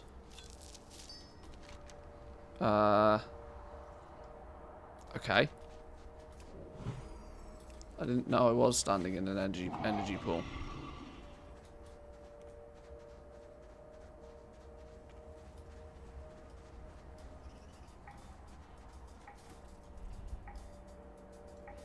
Here's our Progenium Deposit. A lot smaller than I expected it to be honest. When I saw the graphic of the new ore, I thought it would be, you know, a bit bigger. It's pretty tiddly.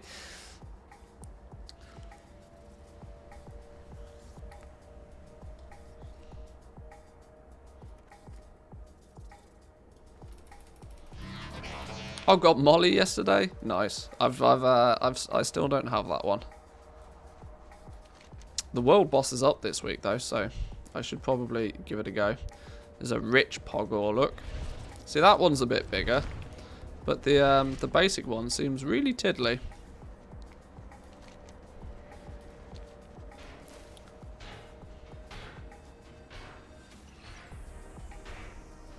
I bet we can get up there. I bet we can get up there. This wall looks as if it's alive.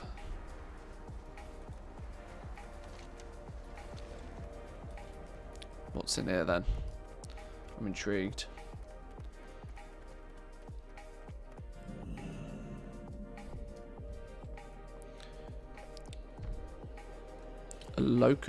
Click the thing. What happens if we click the thing? Say the things.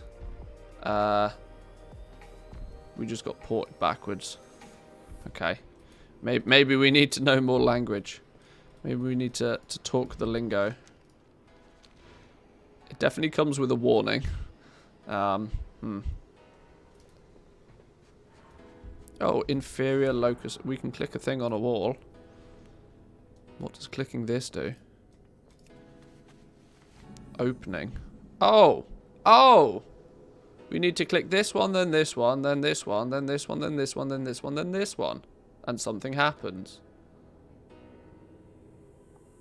So we need the point into the side doodah. Now, okay.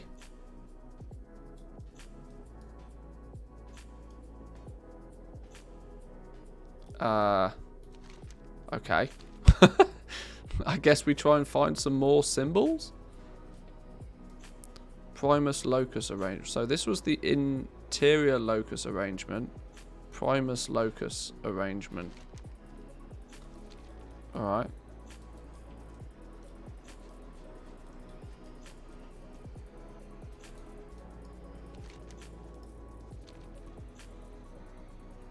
That doesn't seem to do anything.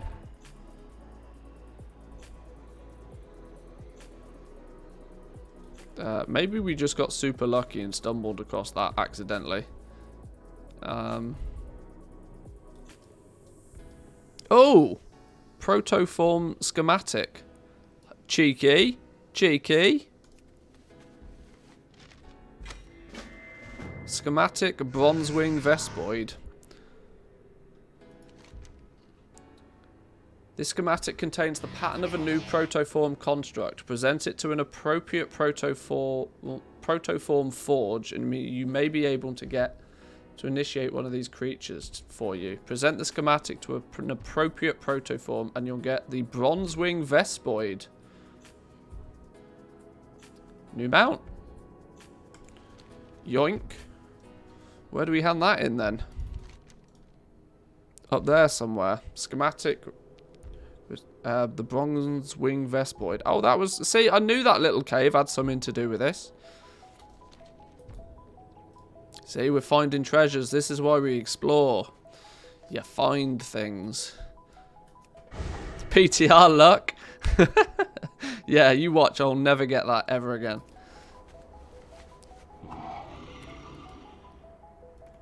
Right, well, let's run over there, back over there then, and try and hand this in. World first. World first PTR mount. See, there's another symbol thing chilling on a rock, but it's not the right symbol. We need this one. If I run past any symbols, boys and girls, I need you to shout really loud.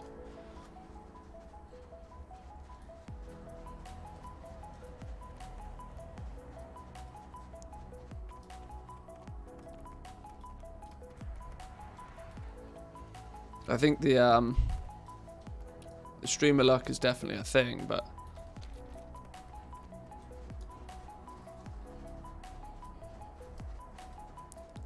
I could just claim it's skill. Hang on. Did we go in this cave? I bet we didn't go in this cave, did we? Let's take a look in this cave real quick.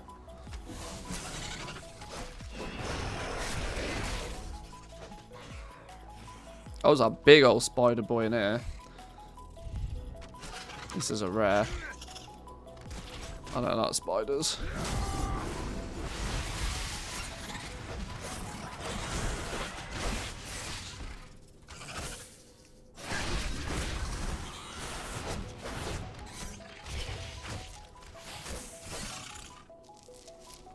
How much health has this thing got? 600k? We can take this. Unless it does something ridiculous to us.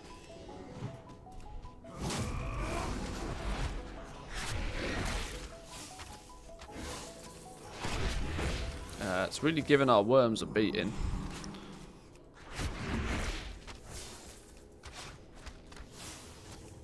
Come on, Hunter Power for the win.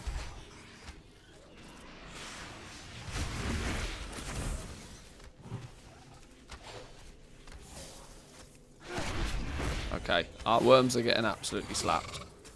And there's nothing I can do to save them.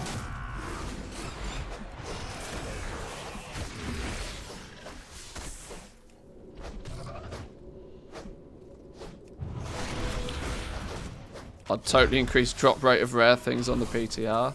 Well, I mean, it does kind of make sense though, right? I mean, if you want people to test things, then people need to be able to do things.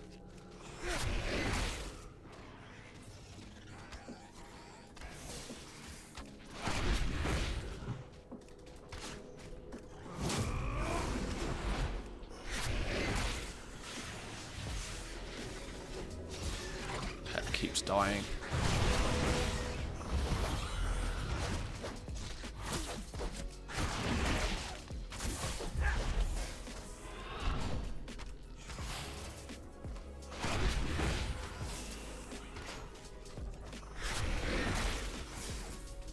I mean, I almost guarantee this dude won't give me anything. But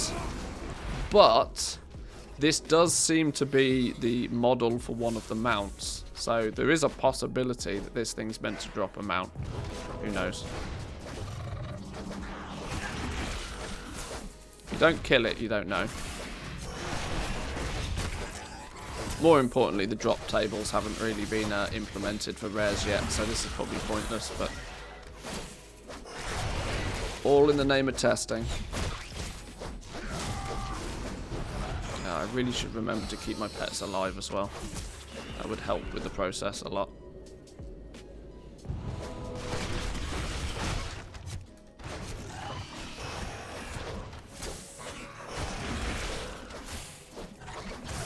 Did. Oh, silken protofiber though.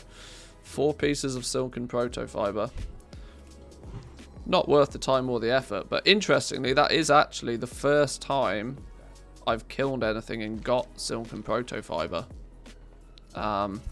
Which makes sense, right? Silk comes from spiders. So maybe instead of killing humanoids, we do have to kill spiders for cloth now.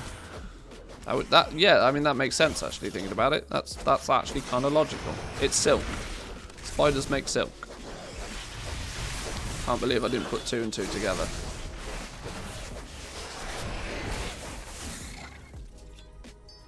Now, of course, I'm not a tailor, so there's the chance that, you know, tailors get more love, but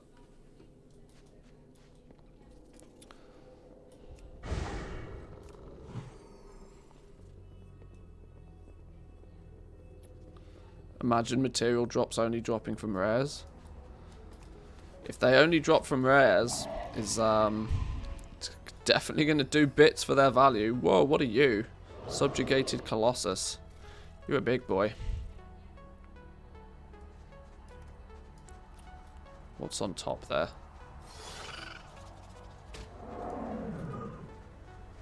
We need to explore behind everything.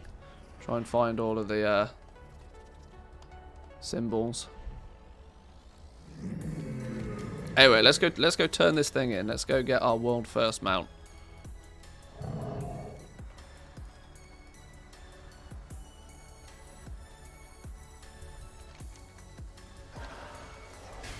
We can get there without dying, of course.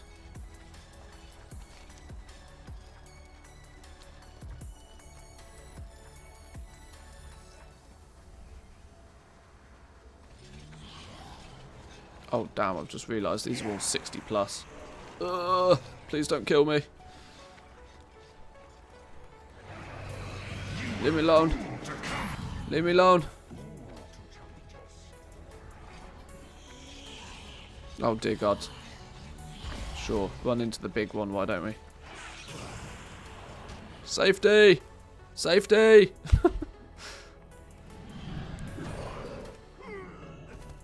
Whew. We survived.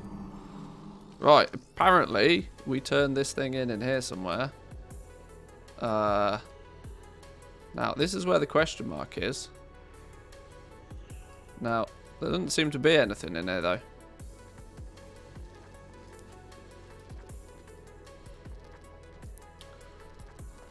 This seems to be inhabited by people that are not friendly.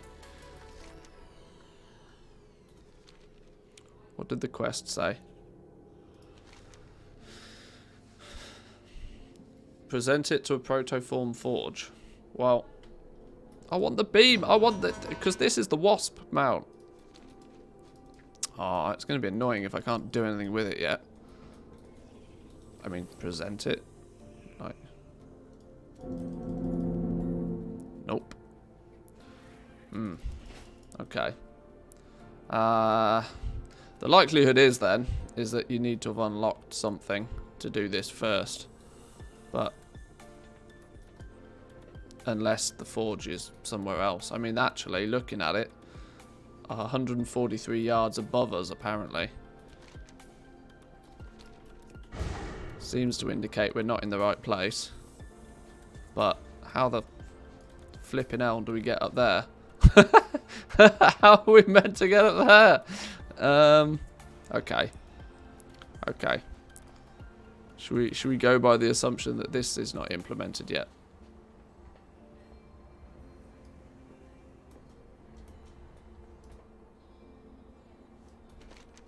There doesn't really seem to be any simple way to get where we need to go to turn this quest in.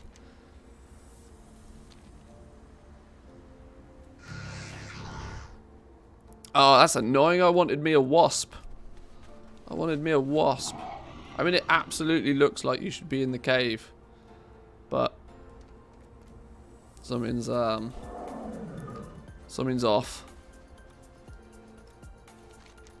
I mean, it would make sense it's this thing, right? But we can't click on it or do anything, so...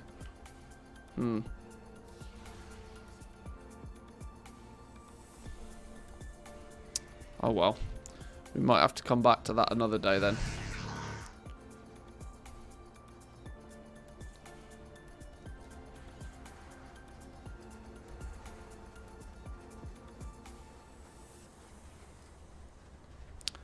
Continue our exploring then, I guess. Oh, you're a real big boy. The jailer shall be triumphant.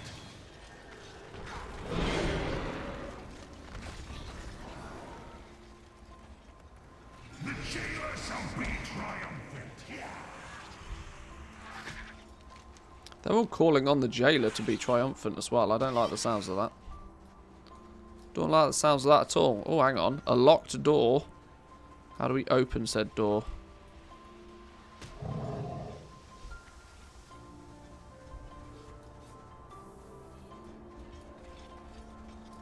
It's another one of these little boxes kicking about. I really do worry that we don't have access to like 90% of this zone yet. Because it's all locked behind some sort of progression thing. I suppose it's not a worry, it's just a bit of an annoyance. It's like, here's a new zone, go test it. Well, what are we meant to be testing?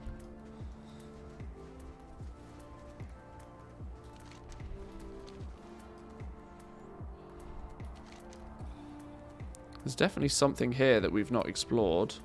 Maybe if we go around this way, maybe we can get there. Oh, hang on. Another cave.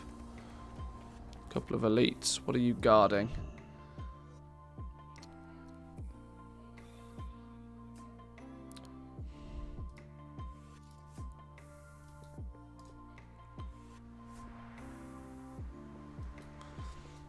Have you done all the quests so far? Yeah.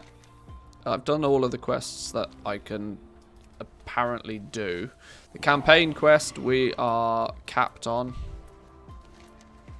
We've found another couple of quests. One called Lost Grace. We need to investigate a zone somewhere, which I haven't found where this zone is to investigate it yet. Plus, we found a schematic for one of the mounts that we, for some reason, don't appear to be able to hand in. Oh, maybe it's because we need the other materials. Because look, 350 Genesis motes, unalloyed bronze ingot, and a Vespoid lattice is then what we would need to be able to create it. So maybe this is just the schematic to be able to create the thing in the first place, not actually the thing. You need to unlock at the forge first. Yeah, this is it. Like, without being able to have access to the Cipher progression system yet, there's probably a lot of stuff that you can stumble across that you can't actually really do anything with. But I don't mind. I'm just trying to get my bearings in the zone. It's going to take a few hours of just running around, just looking at things. I like being able to do this on PTR stage because it's that weird thing in retail when you're playing the game properly and the game is, you know, quote unquote live. You almost feel as if you should be doing something, you know, sensible all the time. On the PTR, you just get, you know that none of your progress is going to be saved. You just kind of get the ability to just mess about, explore. For some reason, I don't feel I can do the same in retail as well, because there's always something I should be doing, you know. Just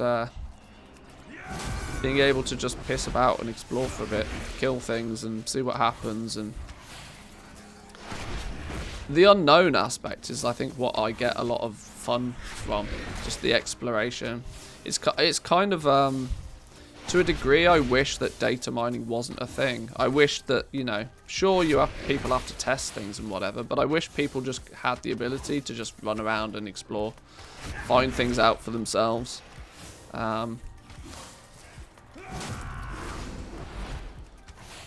Data mining, to a degree, does suck an element of the fun out of the game for me, because I like that exploring. But at the same time, it's ironic considering, you know, I'm the first one to start looking at patch notes, and, you know, because they're there, I want to use them, but I almost wish that they just weren't there.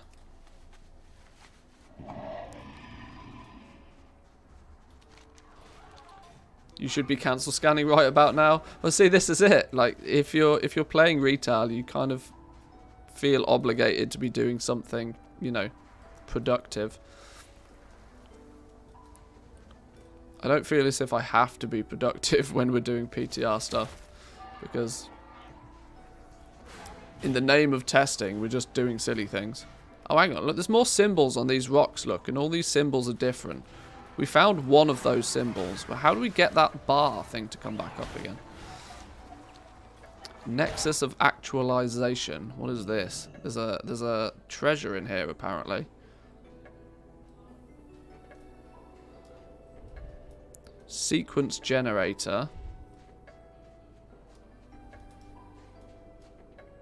We don't have anything to generate yet, but it's friendly to us at least.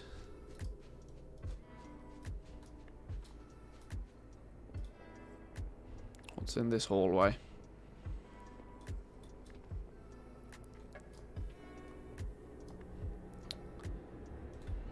Some orby-bally things. Big ball that almost seems as if it's blocking a door. And another orb that definitely is blocking a door.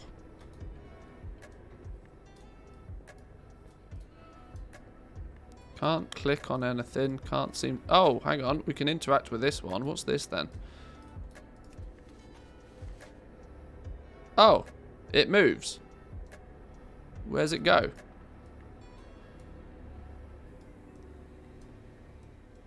Where's it going? Is it going to marble the other one out the way?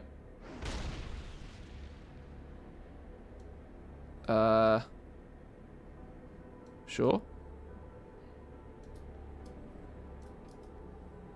Oh, now we can run through it. That.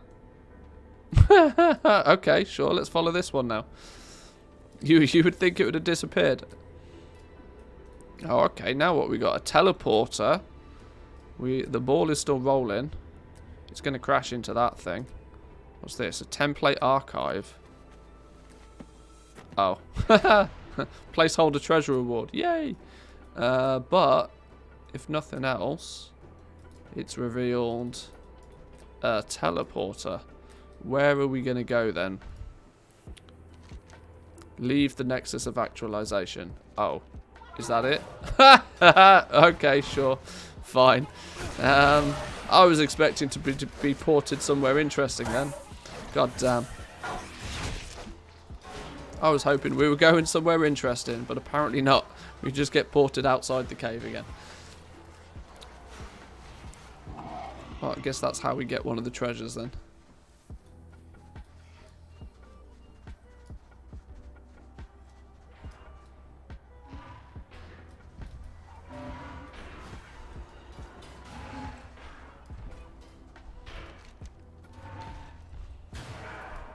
Oh, hello, you. You're a big one.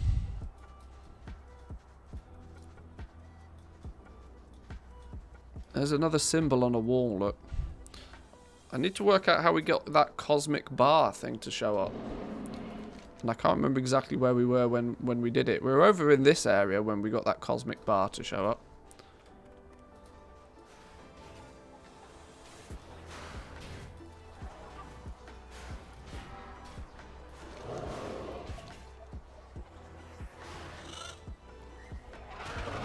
Go away, birdie.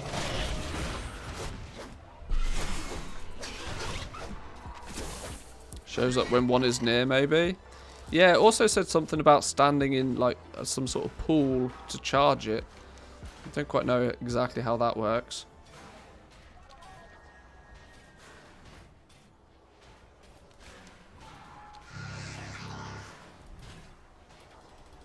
Why am I still in combat with something?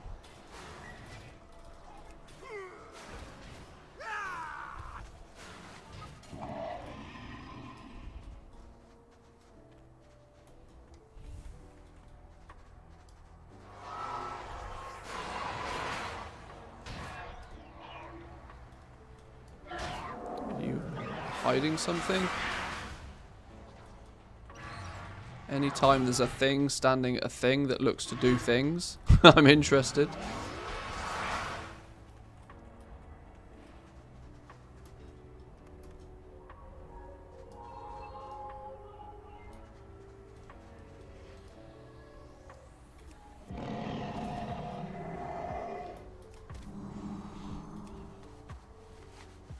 Doesn't feel quite as, you know, secretive as the Isle of Secrets. But I'm enjoying, like, just having a look about, trying to work out what's going on over here. That air of mystery does entertain me.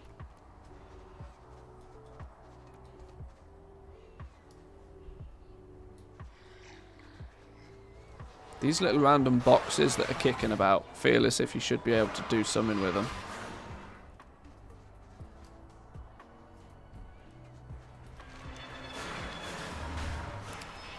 More nightshade, look.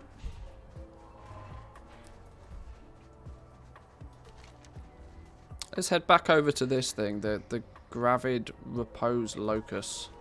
That's where we were finding that cosmic bar, and we found that symbol that seemed to start something. Although, can we if we get across there, that's quite cool.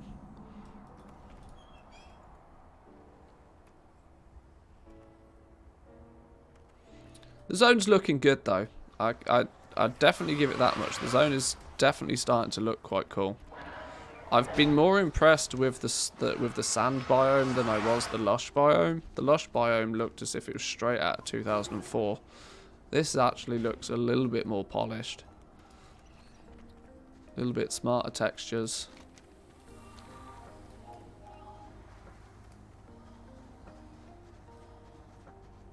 Still not New World level beautiful, but it never will be, unfortunately.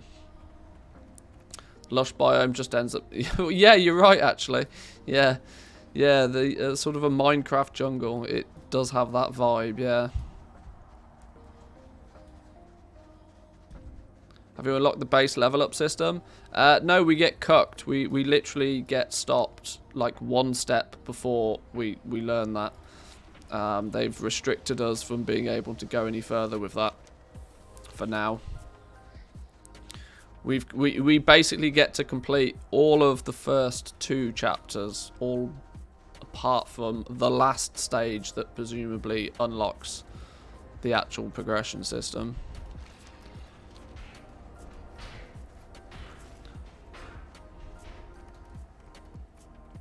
So here we go. Here's our cosmic energy bar then. Collect cosmic energy from enemies empowered by it and standing in enemy pools. Well, you look as if you're buzzing. What's going on down here? Holy shit, what's going on down here?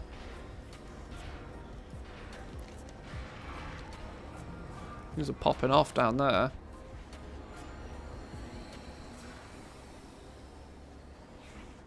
Cosmic energy all over the shop right now, look.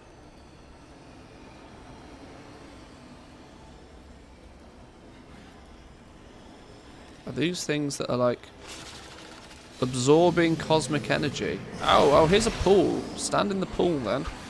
Kill the things that... Oh, now we're getting some cosmic energy, look.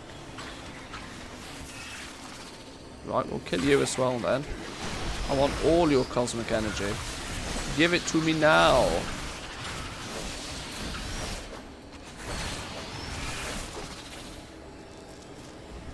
Hoover this up, please. Yoink.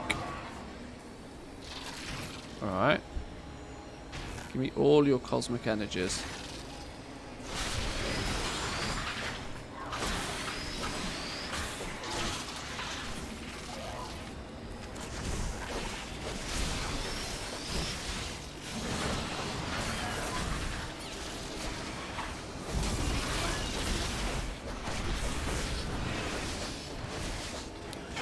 My worm doesn't seem very impressed with being here.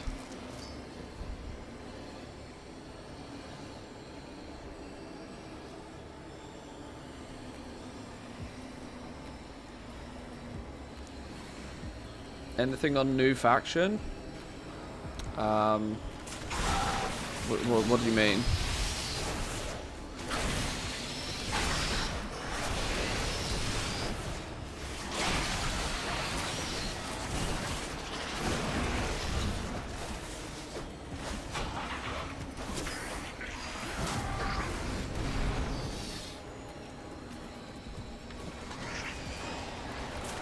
What happens when we get this to 100?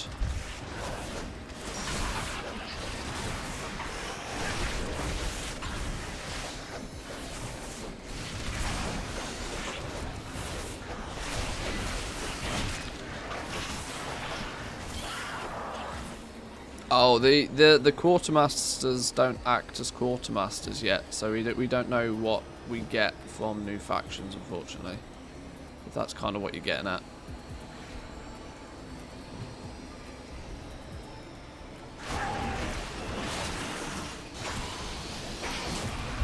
Gonna jump on the PTR, your fault.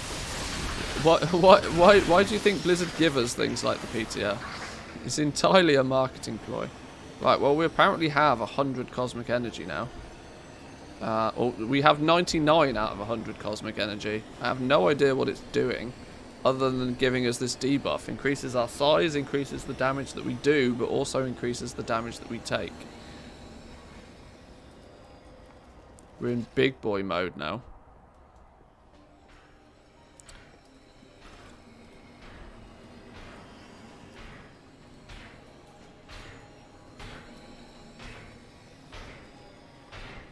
He's just slapping away at something. Nothing really going on in here. It increases our size, but it definitely slows us down. I'll tell you that much.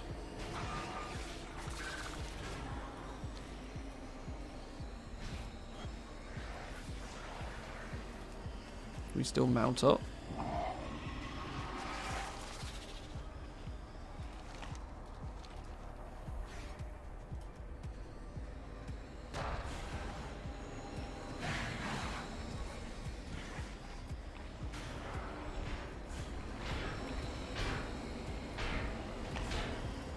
Kind of assuming that we can find more of these symbols.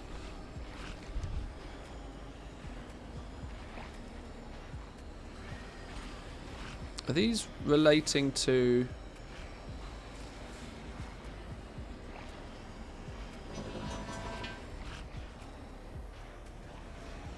I wonder if they're actually dotted around Faith's Repose, Resonant Peak. Trying to learn the place names, see if any of them link to these. They don't seem to.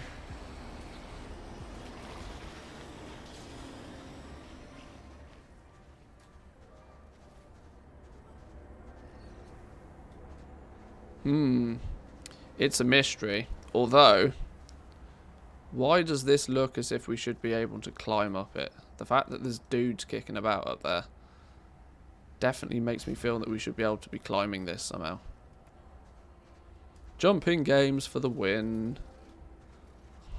Everybody, like, get your demon hunters out. Let's just break this apart.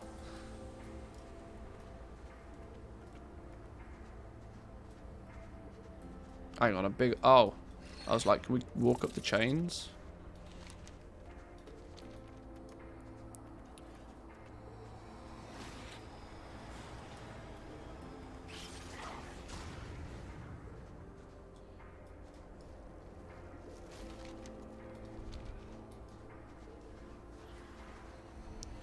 Okay. I'm still very confused to what this cosmic energy is, as it doesn't seem to really do anything yet.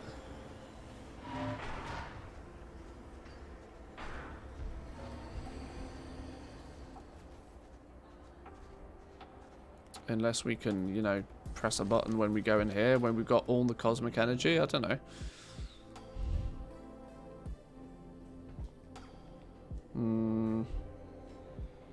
What if we now click this thing with, like, loads of cosmic... Oh, now we've got two options. Oh, I've no idea what these say. Let's do the top one. Oh, we lost 30 cosmic energy, but now we're here. Okay. Oh, look. Now we've got... Hang on. What do we need now? Primus Lotus Arrangement. Primus Locus Arrangement. This one. There's the second one, look. Now we need the Secundus Locus Arrangement.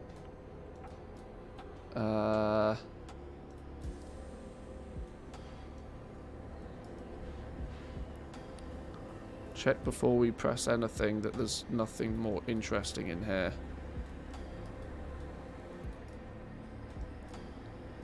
Alright, let's click this then. Oh, Christ, now we've got 3 options. Oh, this is... Without being able to read, this is going to be quite difficult. Should we make a guess? Should we just always go the top option? Minus 30 energy. Took 30 energy off us, and we didn't go anywhere. So it's not the top one. Okay. What about the middle one then? Minus 30. Oh, shit. Now we're... What? Okay.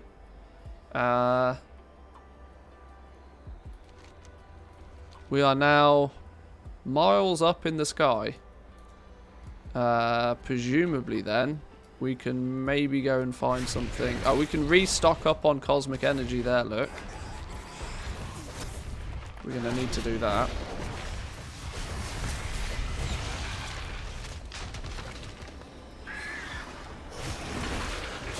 Yeah, give me some cosmic energy, please.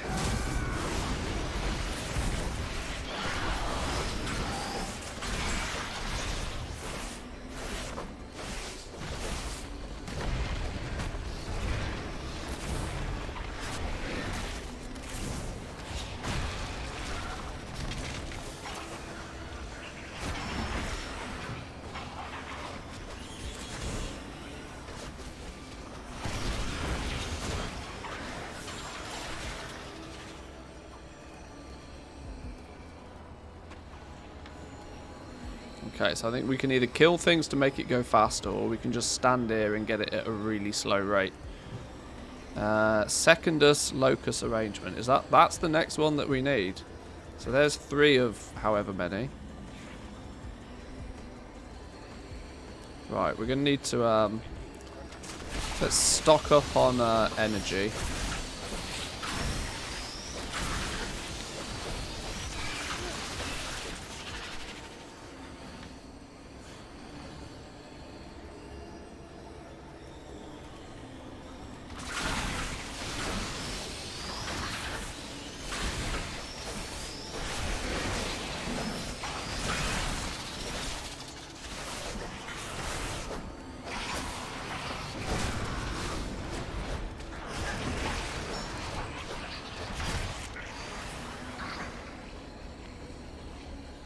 What are we at now? 78.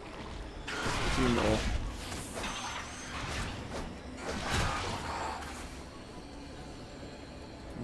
Okay.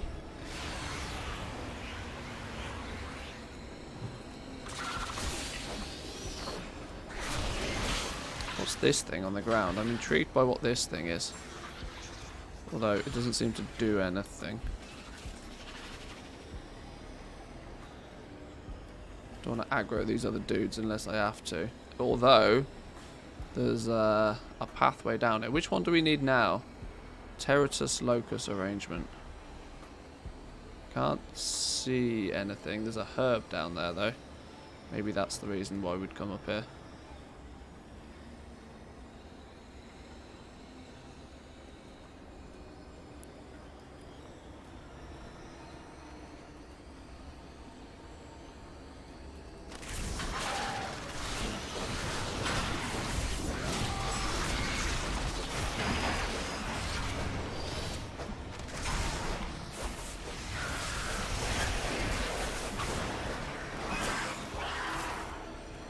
Right, we stocked up on energy again. We're stocked up on energy. Let's go back to where we started. Let's go back through here again. We took door number 2 last time. Oh god, now we've got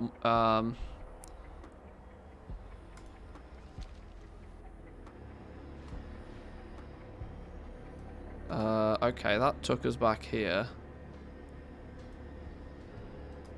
I guess we always choose the one at the bottom.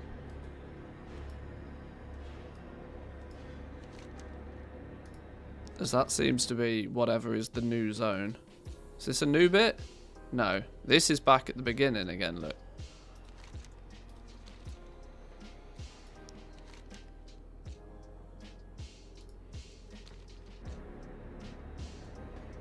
Okay, and we're running out of cosmic energy again. We're making mistakes. Okay, we seem to be able to get back here reliably. Where we go from here, though, I don't know. If they're clever, they shuffle it every time. Yeah, exactly. This is this is the downside of not knowing the language, right? We have to do. We just have to guess.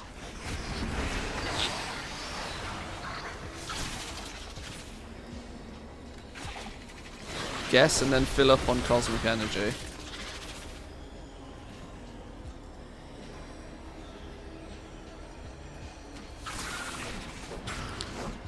See, these little mini puzzles are kind of quite cool. But you know, within seconds, they'll be like, do this, then do this, then do this. And you won't need to learn the language to be able to do it.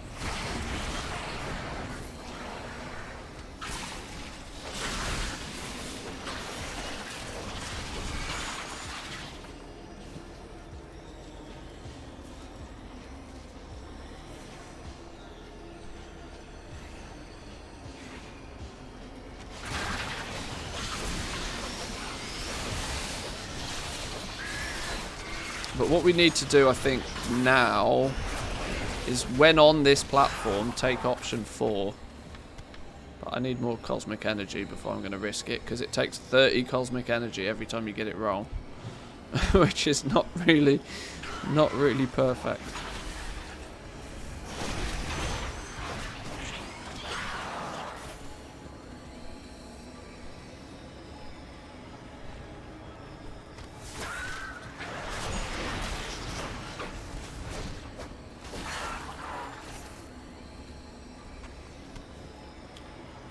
Right, this is taking a while. I'm going to go grab a drink real quickly, boys and girls. I'll be back in 2 seconds.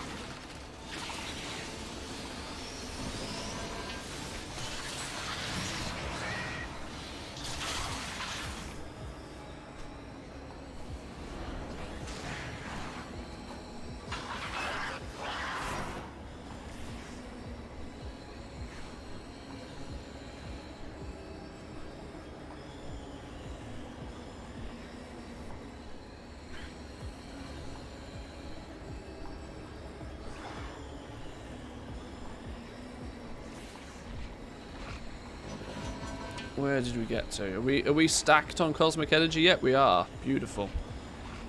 Lovely stuff. Alright, if I remember right, we need to take option 4. Does that send us somewhere new? No, that just sends us back to the beginning. I'm equally concerned that we can't get any further than this. Because I think we've tried all of the options.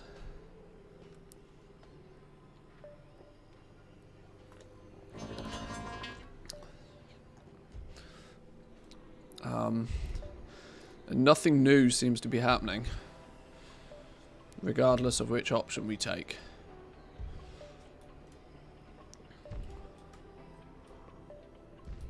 Let's try to go through it once more then.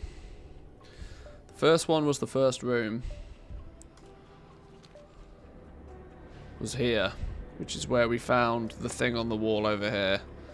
From here, do we do option 2?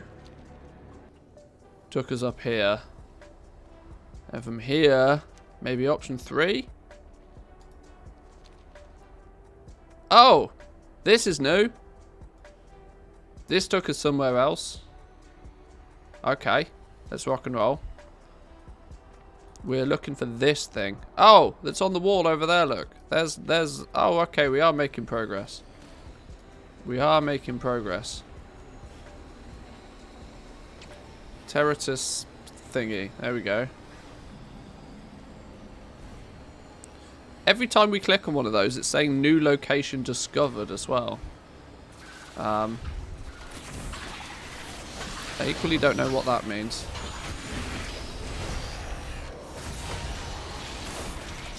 It's going to maybe add a new thing on our list of things to, places to go.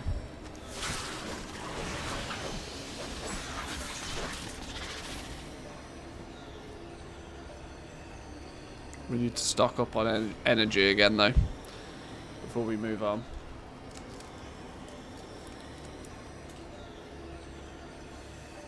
Because mistakes were made.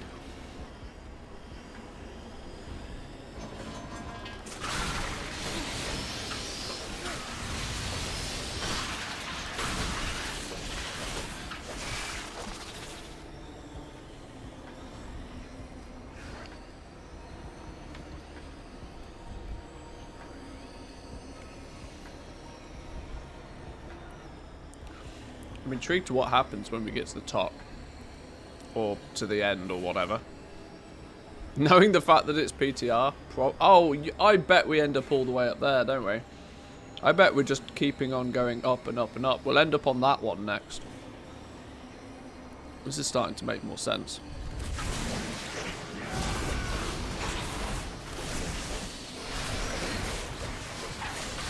It'd make a lot more sense if we could understand the language, but, you know, we can't have everything.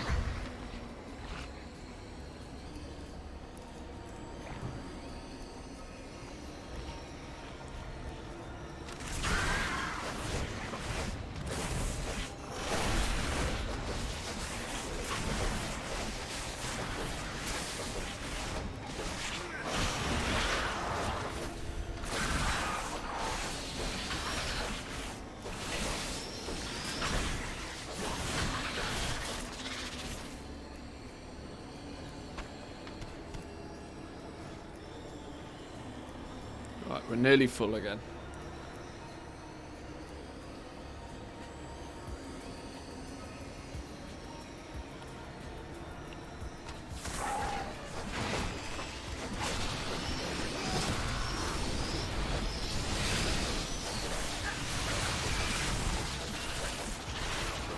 Oh, that's probably not good to stand in.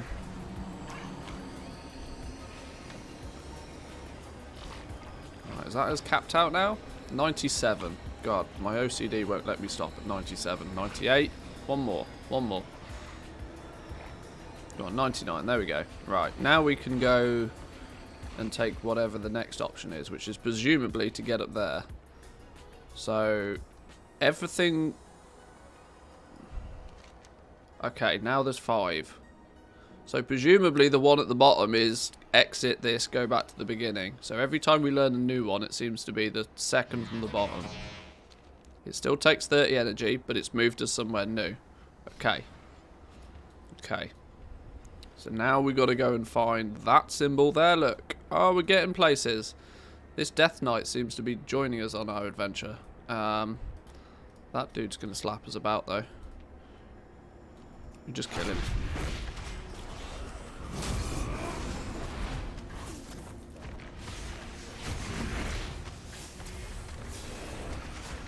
It's alright, we're strong. We're strong now, we're good. We got this.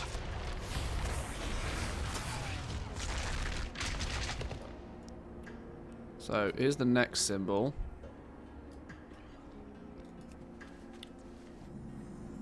Bingo. New location discovered. Is there anything interesting to have a look at while we're on this platform before we move on? Some herbs.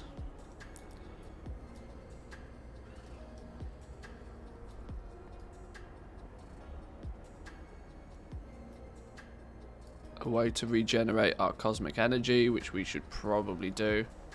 We are slowly working our way to the top, though. We are moving up in the world.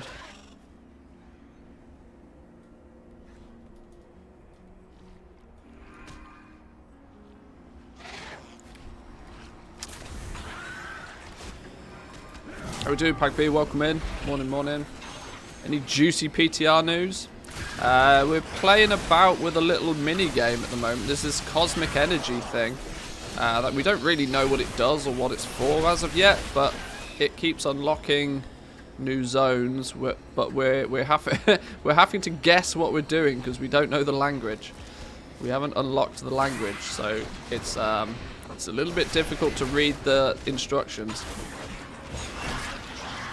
But slowly but surely we are, you know, jumping up and around this place to find some new stuff to do. I know that doesn't really say anything, but we're exploring. The TLDR, we're exploring. We're trying to find new and interesting stuff. Do old mats drop from the new zone? They do, yeah. We have found... I found Death Blossom, I found Elythium, I found Nightshade. This is first flower. So maybe not go too deep on maybe not too deep with the Nightshade stockpiling, but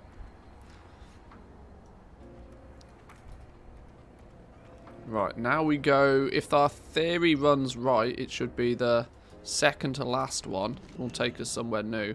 1, 2, 3, 4, 5. Now there's 6. Is it going to be this one? Is this a new place?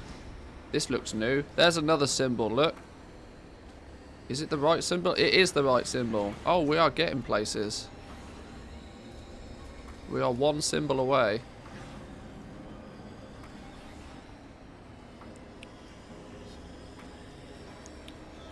I think I'm going to stock up on cosmic energy just in case we need 100 of it for some reason.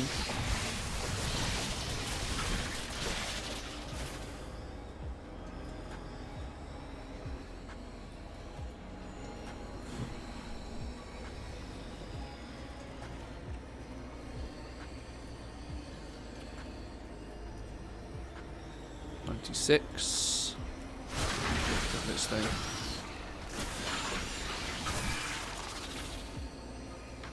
There we go. 99. Right, time to move on. Hopefully we can now find the final symbol.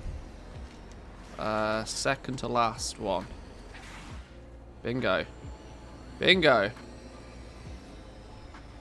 Although, I can't see the symbol. It's there, look.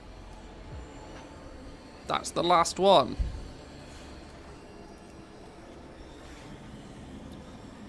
Now it's removed it completely.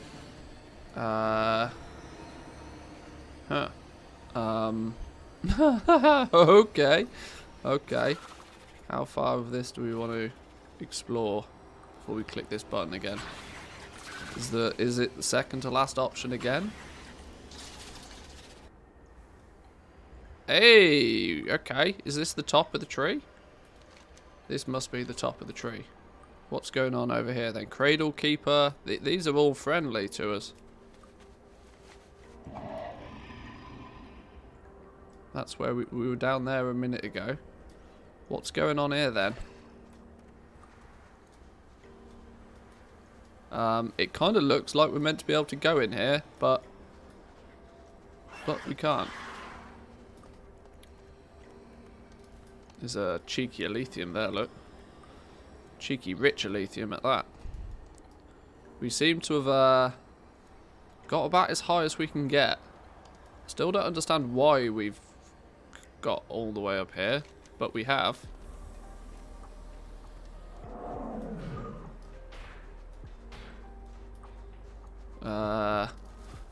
I mean, apart from bragging rights, I'm not sure why we're up here.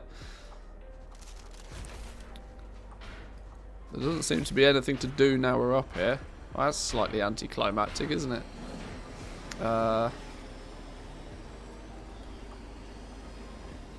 Okay.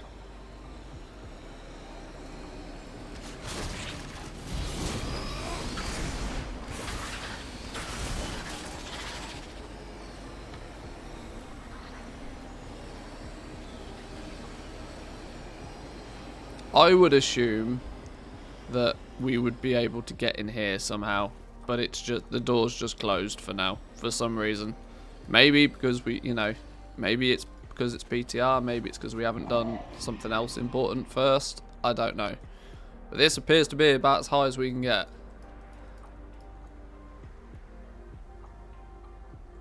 We are pretty top of the world though.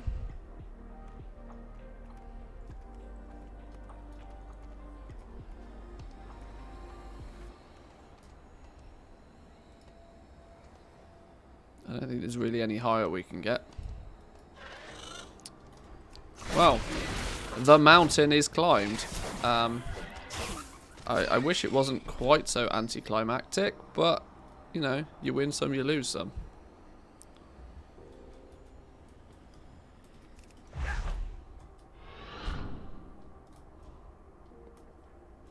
Oh, no!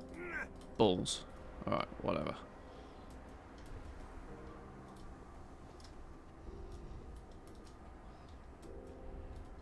Oh no. Oh no. Oh no. Are we stuck somewhere we shouldn't be? No, we might be fine.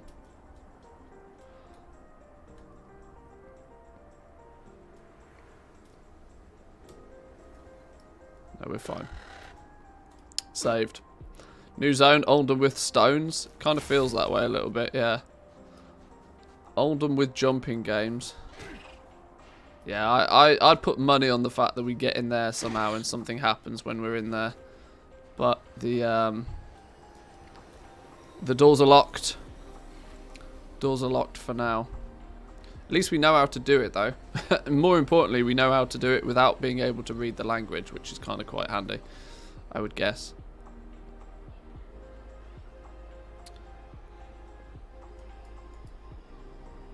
We'll get over there one day. That's actually getting over. Oh, maybe. Oh, I don't know. I hope that's not.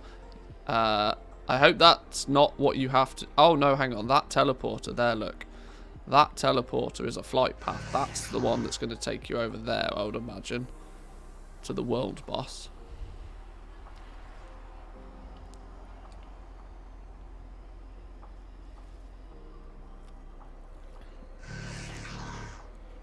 Do you have the leather love seat toy? You used to use that to get past doors. I don't think I do. Go down to the 2 chains. These big 2 chains.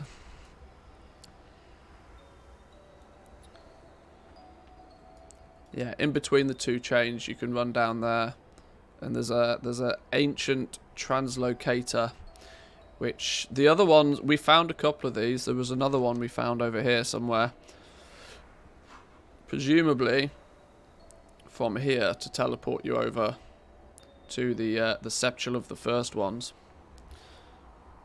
but we couldn't use it yet either. There's going to be another one to get across to this location. We still got this corner to explore though, which is basically whatever's going on over here. Well, that was quite cool. Let's go. Let's head back down then. Now, guesswork. It's going to be the bottom one. I assume it's going to be the bottom one.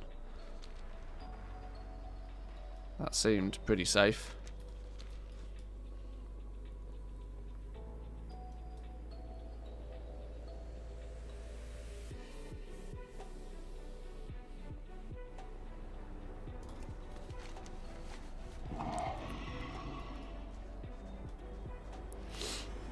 Well, there we go. At least we worked out what cosmic energy is for then.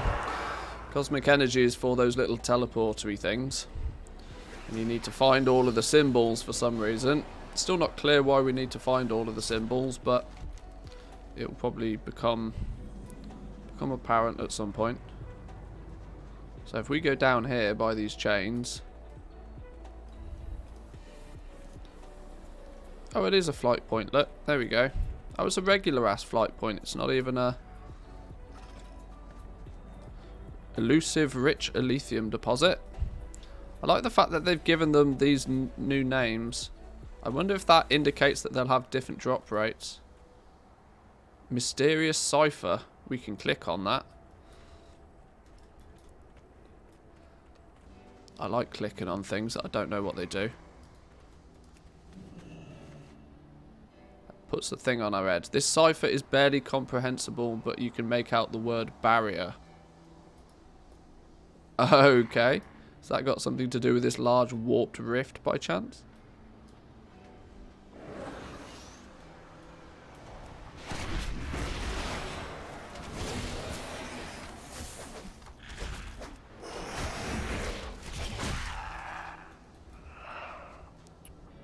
What's this? That also looks like a thing. Another mysterious cipher. What happens when we click this one? Do they do the same thing?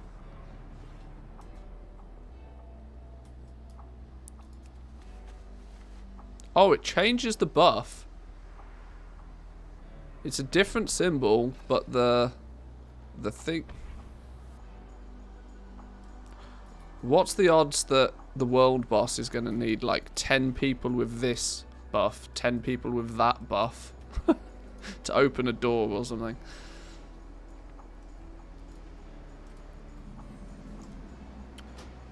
Oh, look, there we go. Boom, let's fly our way over to here then. This is where the world boss is meant to be.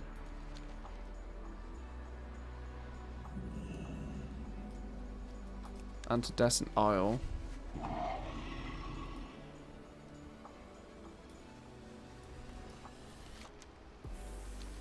Oh, now that buff's disappeared off us as well. Oh, okay, now I really don't know what that buff was for. Alright, well, let's run around here and try not to die. Whoa, hello. Things randomly spawning on top of us would be... It would be helpful if that would not happen. Streamlabs? What are you chatting about? Go away, Streamlabs.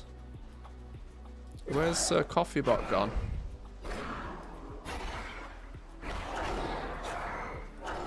Oh, that looks very world bossy, doesn't he?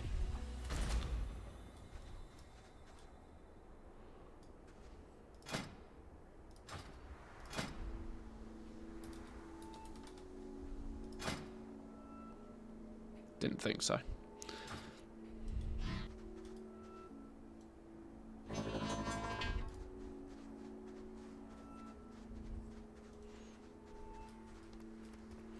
Doesn't look to be too much over here other than Mr. World Boss.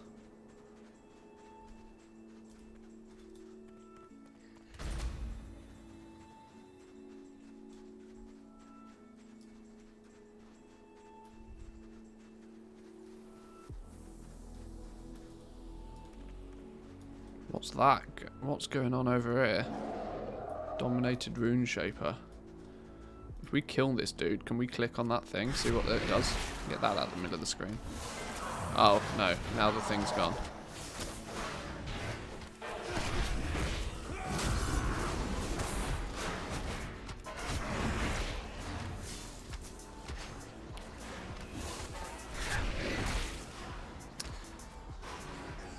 Saigon Paul, how we doing? Welcome in. Good to see ya.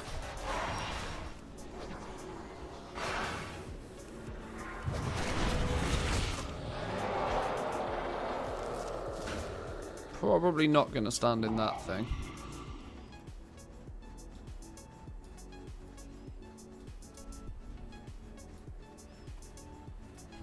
Okay. Not a huge amount to do over here apart from, you know, potentially try and kill this dude, but I don't think we want to let that dude free, to be honest, considering it's the world boss. I would imagine with his 8.1 million health, we might need... I don't think my two wormy boys are going to cut it, to be honest.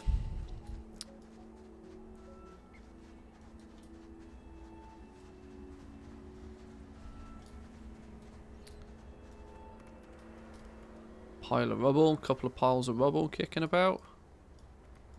There's a treasure chest down there, a fallen vault. Now, do we reckon we can get that and click it and it does something? Of course we do. This is why we explore. You ain't gonna find these sorts of things without looking, are you? Oh god. Oh, whew.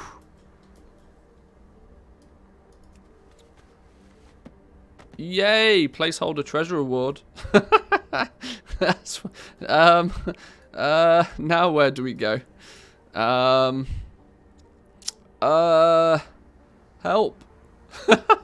Help.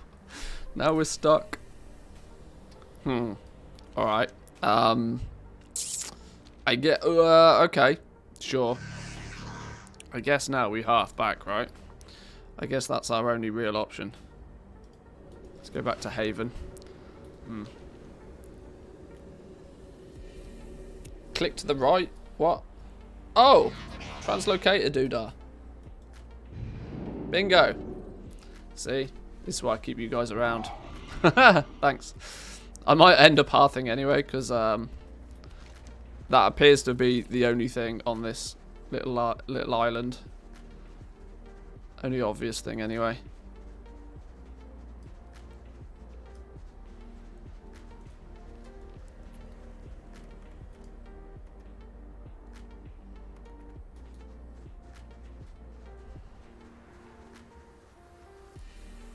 So the way to get the TSM graph to show cumulative gold for multiple realms? Not to my knowledge, no. TSM breaks things down on a per realm basis. Is it possible to climb this big structure? Stand at the top of this thing? I like getting my climbing on. Triangles tend to be good for climbing because you can cheese your way up to things sometimes. Like that.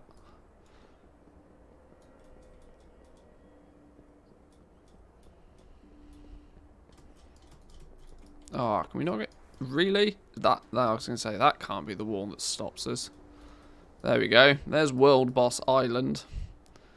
From probably about as high up as you can get. You got Zerith Mortis in the background. Looking pretty funky. This is the magic maze thing we were traversing up earlier.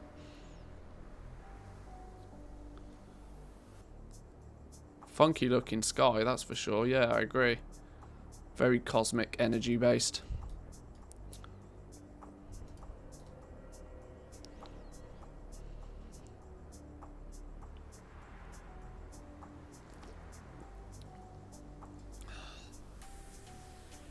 Ooh, there's a door. I didn't realise we could click on a door. I wonder if it's, we have to get closer to it to see if it's locked or not. There's another one over there, actually, with a big dude standing in the front of it. That's probably why I missed it the first time round. How many Death Stars in the sky? I don't know. Quite a lot.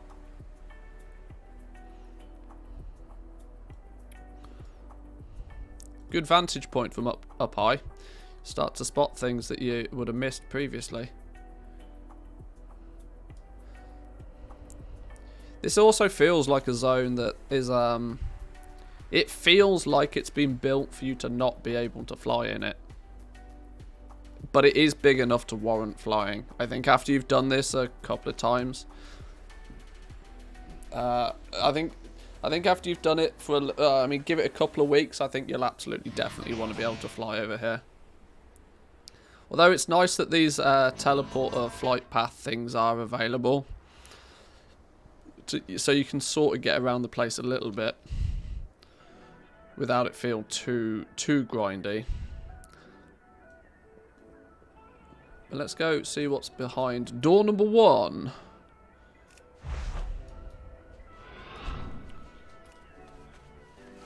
Ah, somebody tried to kill the dude. Didn't happen. Oh. Door number 1 disappears as soon as you activate World Boss. Oh, see, haha, okay. Can we just maybe kill these things then? Probably not. Actually, by the looks of things, the ability for the door to be a door. Oh no, the door is still a door. Look. In you go. In you go. F for safety. Okay, there's nothing in here. It's just we're just trapped now. Great. Okay, a door to nowhere. A door to nowhere, apparently.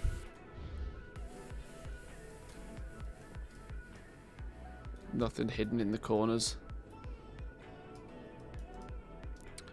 Maybe it's just a placeholder room for something else. Wonder if there's anything in the other side. It'd be rude to not look, wouldn't it?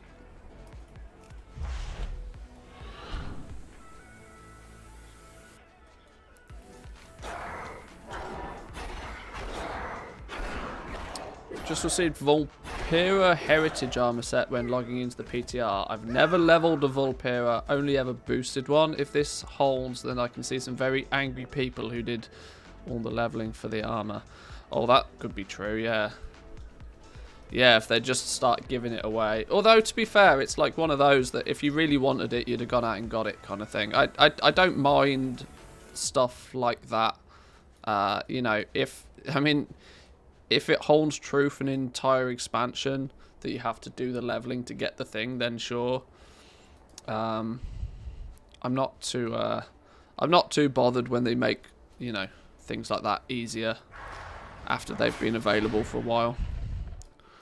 Okay, there's nothing to do in here either, apart from get killed by this thing. So let's just piece out of that real quick.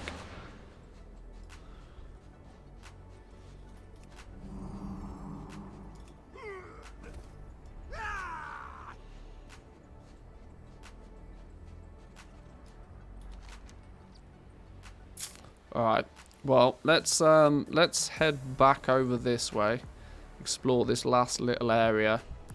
I don't know how we get to these outer aisles yet. I've not found a way to get there. Maybe they'll open up to us later on down the lines. But I kind of feel we've done a fair amount of exploring of Zerith Mortis. And if I was to give it an out of 10, I would say so far a 6. So far a 6. It feels that it's nicely designed to work on foot without it being too gross to run about on. The reason I say at the moment a 6 because everything's not here yet. It's quite blatantly not complete yet, not even close to complete yet. And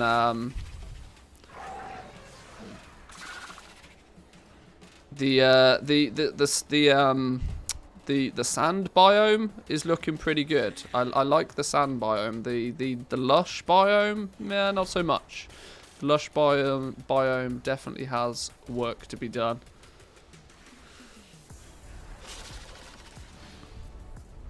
What is this place? A barrier control console to a protector of the first ones, a rare elite.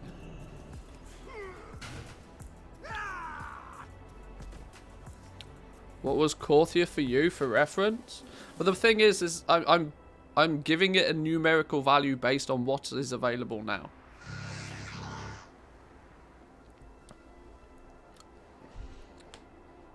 I mean, there is no way it can get more than a 6 right now because half the stuff isn't in it.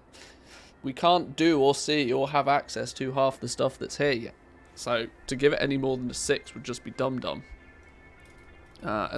Corthia, for example, Corthia is like a 7 overall. Corthia is not the worst zone we've had, not by a long shot, but it's equally not like great. It had some cool sort of cool mechanic-y things, but there wasn't much to Corthia overall. And yeah, of course it's subject to change. It's day 1 of the PTR. Of course it's subject to change. Corthia was slightly better than what this is now. This has got the potential to be an 8 for sure.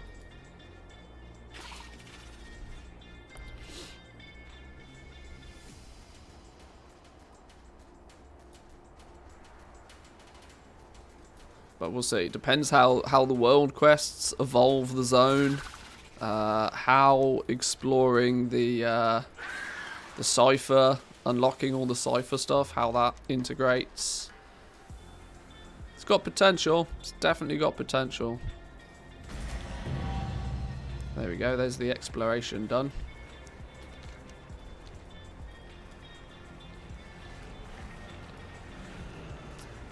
Najatar Mechagons were 9s for me. 8.2 was 8. I mean 8.3. Mechagon is quite, for me, Mechagon was quite cool. I liked Mechagon. Najatar, on the other hand, I despise Najatar. I think, yeah,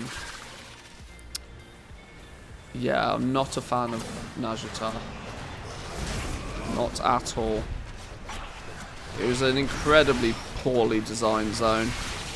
The fact that they made you do the entirety of Najatar for the first time on foot was offensive to me. Mechagon was a nice kind of like average zone. It was good. It's kind of what you would hope to see from a mid-tier patch kind of thing. I liked Mechagon. It had a few things to do. A few little mini games to it, a few rares, a few pets and mounts to collect. You know, it ticked all the boxes. Looked quite nice.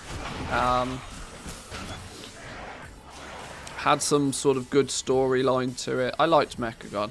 It was not amazing. It was not really bad. You got to put things into perspective, right? You've got to look at zones like the Timeless Isle, which to me is like an easy 9. It was a Timeless Isle, had a little bit of everything. Still to this day, people spend time on the Timeless Isle because of its, it was just quite cool. So you gotta, you gotta base it on perspective. If we're looking at all of the bonus zones, then, well, it's only good because of jetpacks. Jetpacks were awesome. Jetpacks were awesome. See, little silly things like that, it doesn't have to. That's the thing about Mechagon. It wasn't too serious. It was, deliberately a bit funny, like a bit quirky, which in turn, a bit fun. That's all you want from a zone, right? Bit of fun.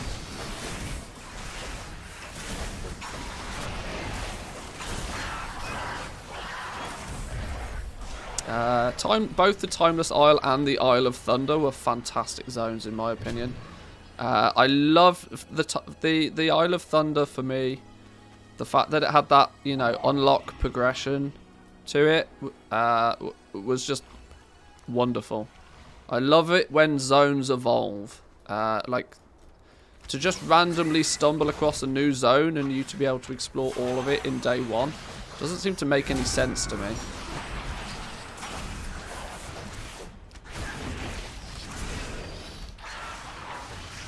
World of Warcraft used to feel, you know, like a world, and I think when we get these new zones part the way through the expansions, you lose a lot of that because you get a new zone, right? And it's a new area that you explore that just randomly turned up out of nowhere.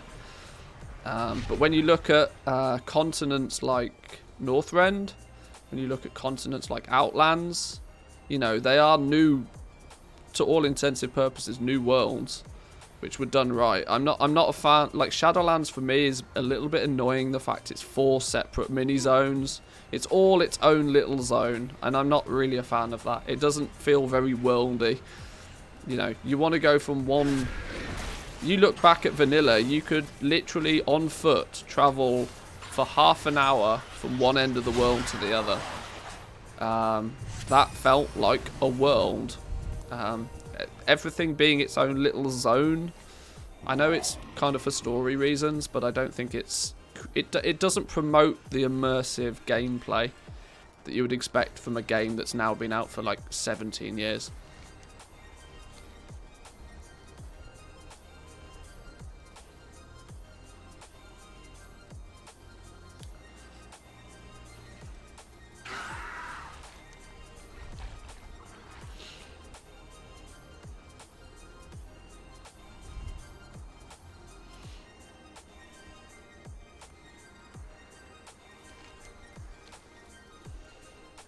Visually and by theme, my favourite zone is Oldham for the whole Egypt thing. Love Darkshire, Western Plaguelands, Eastern Plaguelands before the Cataclysm changes. Triggered my fear factor, but that meant I was invested. Yeah, I also like the fact that there should be some zones in the game that can actually just one-shot you. Just squish you straight dead. If you go into this zone, there was nothing cooler than when you were... Like, this is, like, really back in the day, mind. But for when you were... Let me see if I can show you on the map. No, because apparently the map doesn't work. Doesn't want to work. What? Oh, yeah, okay. Apparently I can't view. Sure. When you were flying through Eastern Kingdoms and you'd fly over burning steps, for example, as a low-level character, and you'd see the skull enemies... And you'd see all the dragons and the big spiders, and you were like, holy shit, that place looks dangerous. One day I'll be able to kill those. One day I'll be able to, you know, kill those dragons. That sense of adventure just has not been recreated very well ever since. And I think it's probably because we have all of these little zones. Even BFA was a bit like, oh, BFA you've got Horde play on one zone, Alliance play on another. It was 3 zones glued together, but they didn't really link with each other very nicely. You very, very much felt that you were playing in this zone, and that zone. The fact that they were physically connected by a mountain range didn't make any difference. I prefer my world to be, you know, open. It's kind of the point of an open world RPG game, right? But it's not Zone of Warcraft. Yeah, exactly. Sorry, I didn't mean to punch the microphone.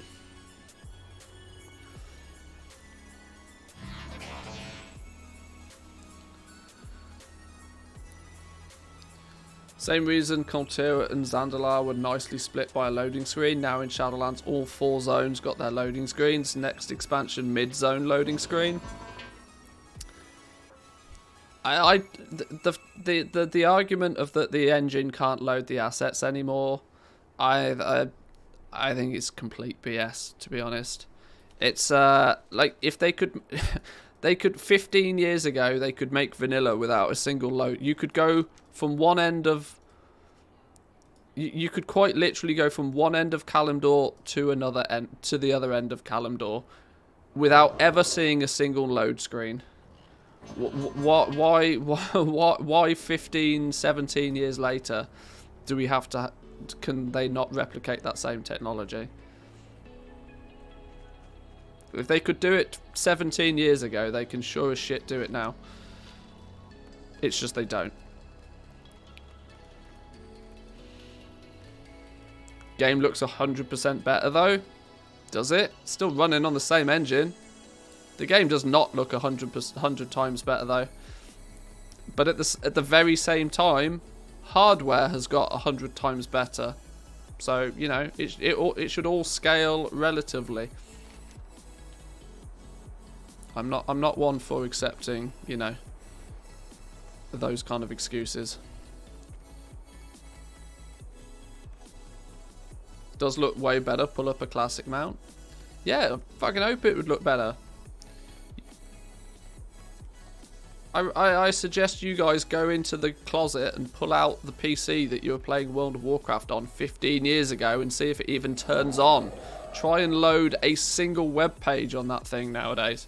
Hardware's got better. Technology's got better. You know? We're not still playing on the same computer we were 15 years ago. And if you are, I'm sorry for you. But sure.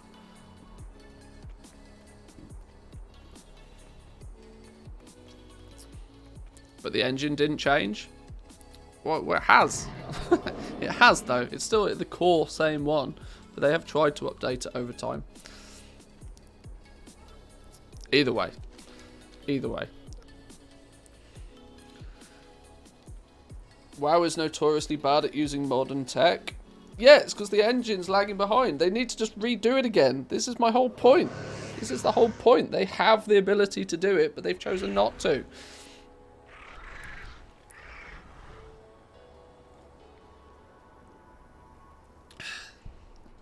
Either way. Can I talk to this dude yet? No, apparently not. Patience, patience. We're kind of we've kind of done about everything we can do then on Zerith Mortis for now. I've had a little look about. We've explored all the different corners of it. We've found a few funky things to do. There's not a huge amount more that we can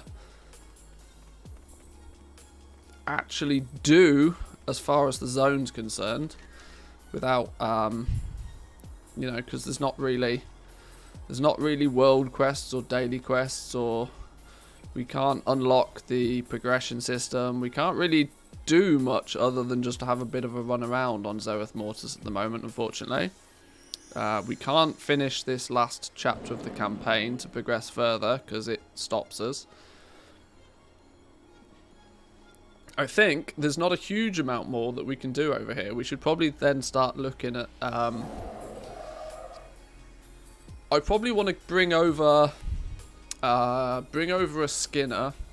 I'm really quite interested to see if the optional reagent system, if they stack, if the buffs from these optional reagents stack, and if we can craft a few bits of gear. Like increasing movement speed and mount speed whilst in Shadowlands.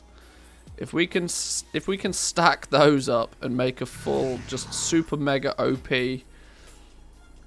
item level 233 set of gear that just stacks the living crap out of those, that could be quite funny. I have some materials, but not enough materials to make a complete set of this stuff. I don't think. Add one of these. Let's see if we can add... Where is it? Which is the... It's the sails, right? There we go. Movement speed on the sails. Change the item level of it to 233. There's a pair of legs. Increase speed by 62, increase mount speed by 10% while in the Shadowlands.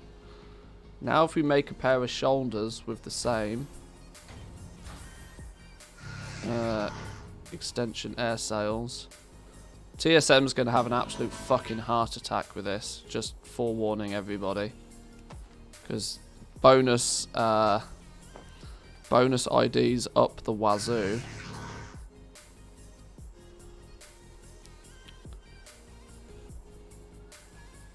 so now let's see if these stack. So we have... this is where we need monkey speed, isn't it? Where's monkey speed when you need it? Get more add-ons. Hope it works.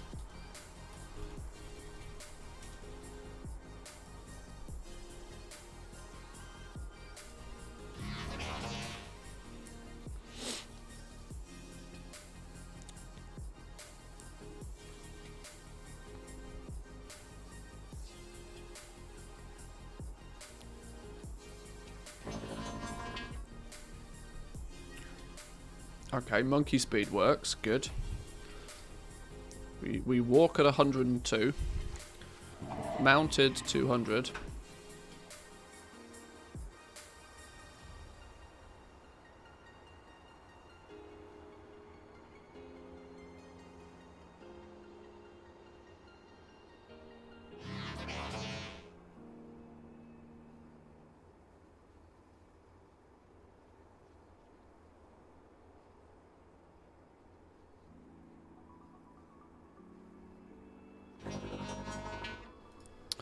Right, yeah, where did we get to? Right, 200 mounted speed by default.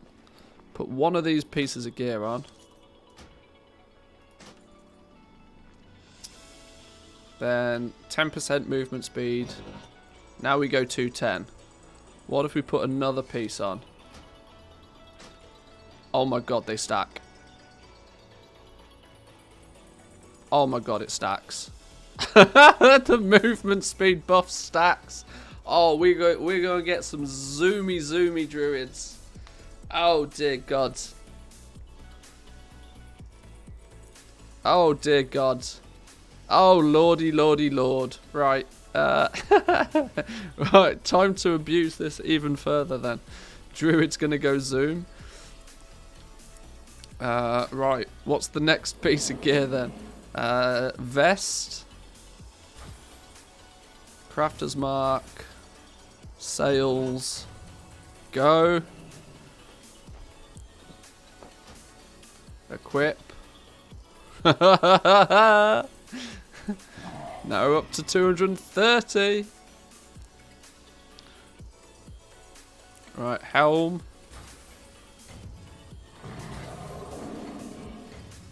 Was that the right one? Go.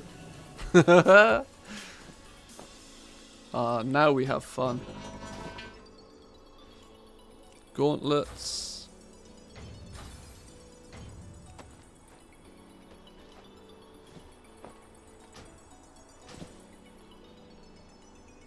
Waistguard.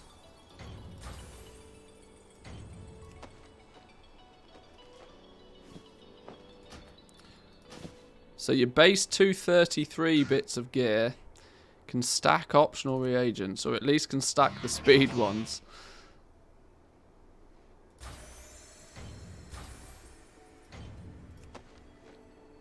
This is going to make some very interesting customized sets then. Because if the others stack as well, you're going to do some bonkers things if some of the others stack as well. I really hope the Fun Police don't come out to play, but it could be fun either way.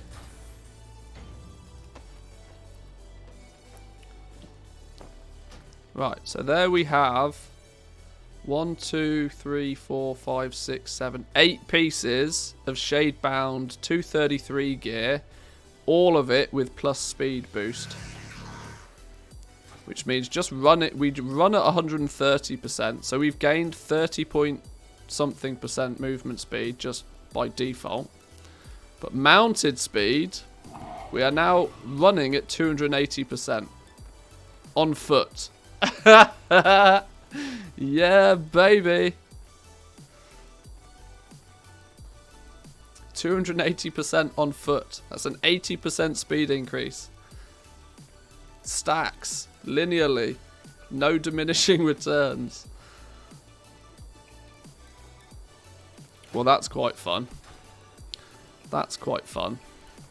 There's your world quest. Getting places until you have until you have flying. Imagine flying speeds, an extra 80% flying speed as well. Gear swapping incoming. Yep.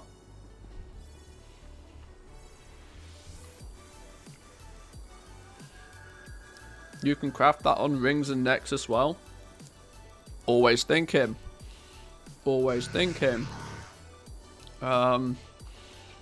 Conveniently, we happen to have dual crafting.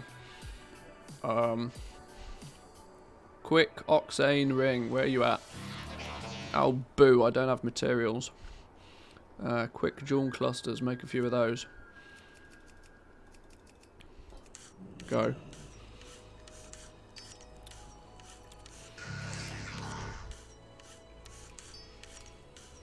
Does it affect Druid shapeshift? Probably, because it's considered mounted. But look at the gear, though. You get 2 perks. You get plus speed and you get plus mounted. And this is not just a Zerith Mortis thing. This is, you know, Shadowlands. So this will work in all the Shadowlands zones. Zoom zoom round Corthia. Zoom zoom fly mode somewhere else as well. Quick Oxane ring. Oh, I need malleable wire. I've run out of wire.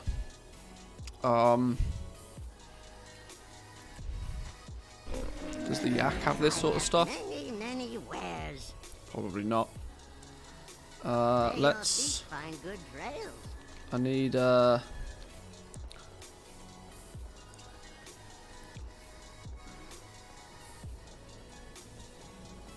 Student Haven sells it. This dude over here. Trade supplies. I am not here for your amusement. He doesn't sell it. He was the one I was expecting to sell it.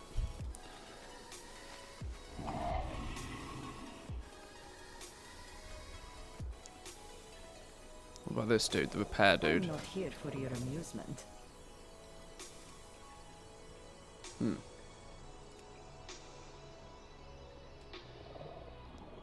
Has flux, has thread, has lace strike settings, but doesn't I have will await your return. the one thing I actually need. Of course he doesn't. Of course he doesn't.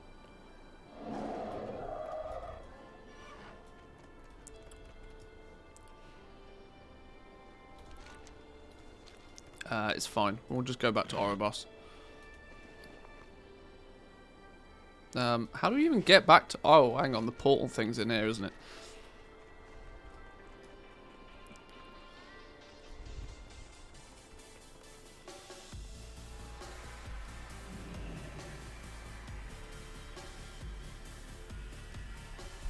That's quite funny, though. I wasn't actually expecting that to stack, but now it does. That's going to be... That's really good for crafted gear, though.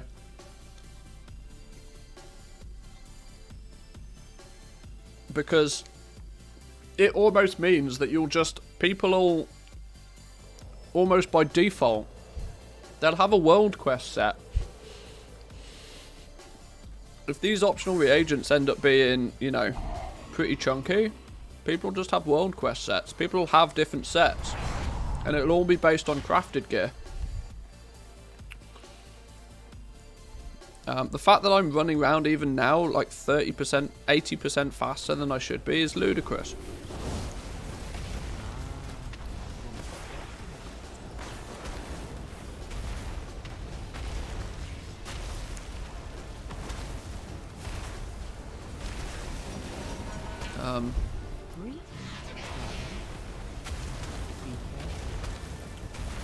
Where's the Hall of Shapes? Let's go this way.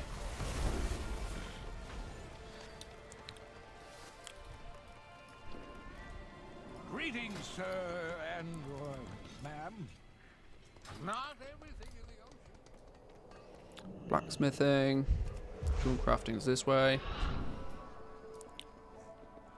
You have my undivided attention. Please, do see me again. Right, quick Oxane ring with a speed boost, with an item level boost. Go.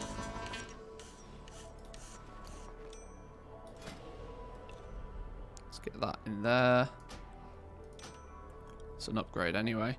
Can't equip more than one of those. Oh, derp.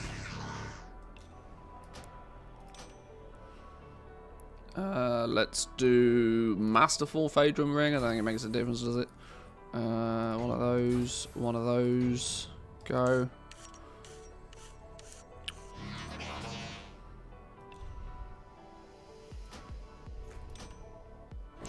Let's do a neck.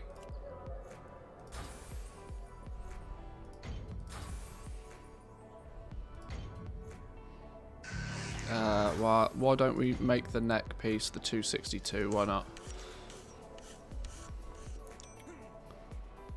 Where'd it go?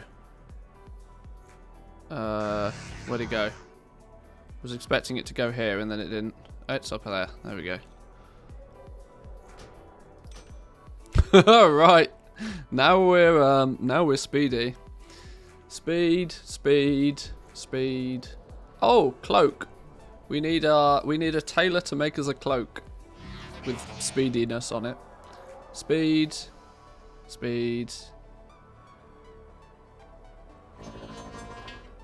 Right. We have speed everywhere apart from our cloak, weapon, and trinkets. And we run at 140% speed. We now 310 ground mount. 310 grounded. Now we're moving. Now we're zooming. Let's go to take me to, where's the flight master? Take me to a regular zone. I want to go see how zoom we fly. I want to see if the flying works as well.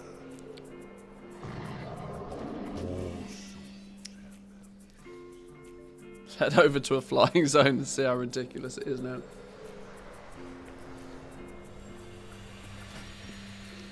Now, obviously, our item level is not going to be super chonkus, but to have a fully up and running speed set is, if they're going to restrict our ability to be on flying mounts in Zerith Mortis for a while, well, who cares when we can just put on an entire speed set and go double level zooms.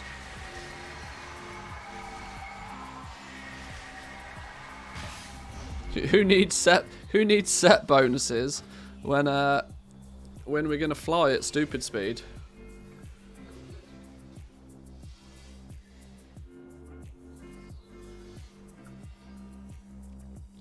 Flying speed is capped, I believe.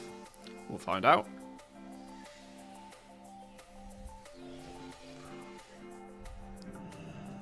Right, so 140 on foot. Spectral Tiger goes 310.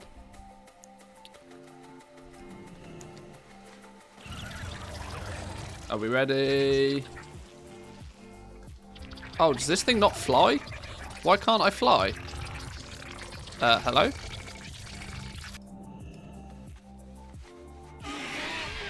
Hello? Why can't I fly? Have they disabled flying in the PTR? What? What? Oh, well. F for flying, then. What? How did you even unlock flying? How did you even unlock flying in the first place? Was there an achievement linked to unlocking flying? Too fast, too furious?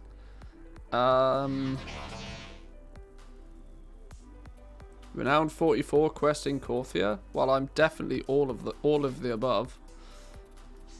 I've done everything on this character. Try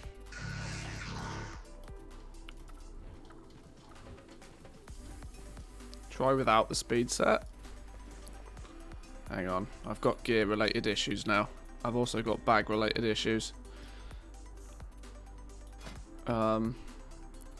This is where we use the speed. Equipment manager, new set, speed, save, naked, What's Blade Sworn? I don't even know what that is. Delete it. Equipment swap failed. Inventory's full. Of course it is. Of course it is. Okay.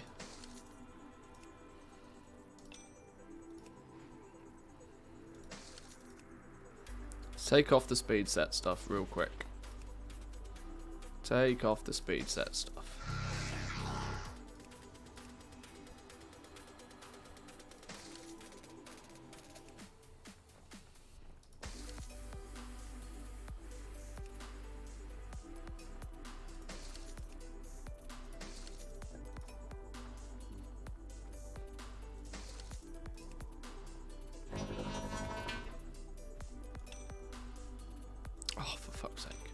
Change that, then change that.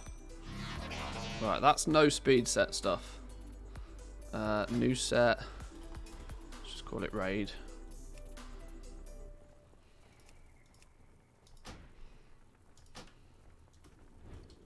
Nope, still can't fly.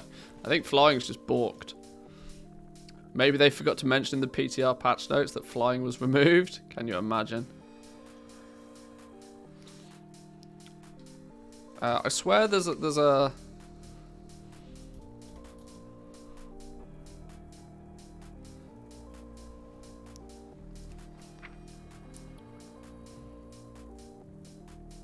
I swear there was an achievement attached to flying.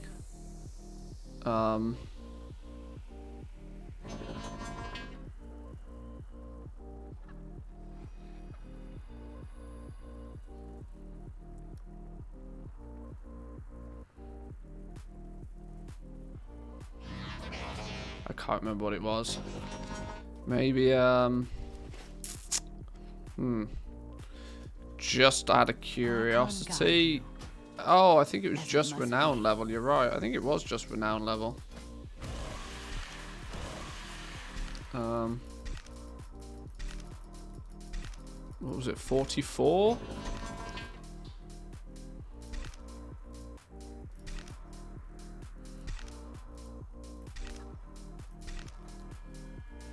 It was this quest, the last sigil. You unlocked it when you finished that.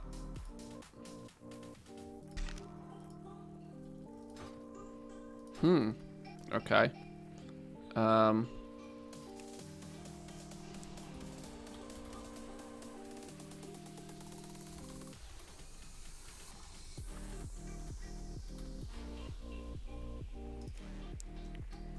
Well.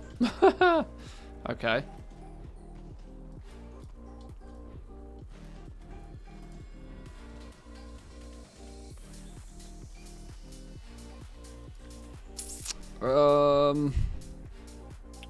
Well. Okay.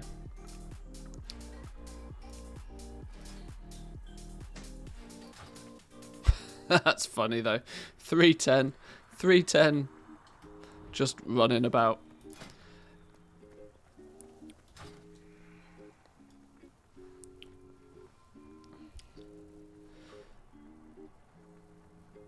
Be careful stocking up mats, speed and skinning gear will wonk out the prices. This is the thing, right? These optional reagents are going to incentivize people to build sets of gear for certain things.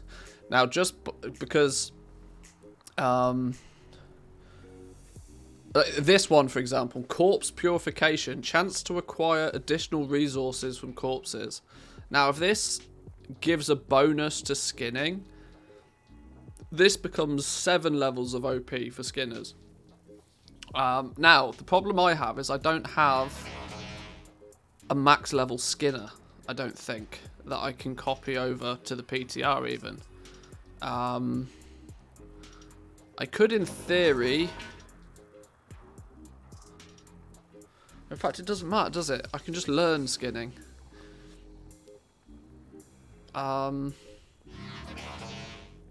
Yeah, I can just learn skinning on a character.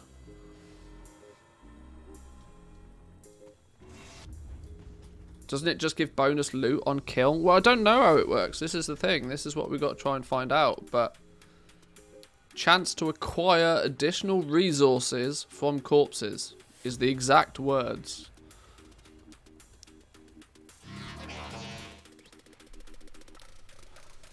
Increases avoidance and sometimes heals when taking damage. Chance to spawn an automa core which explodes for damage and healing.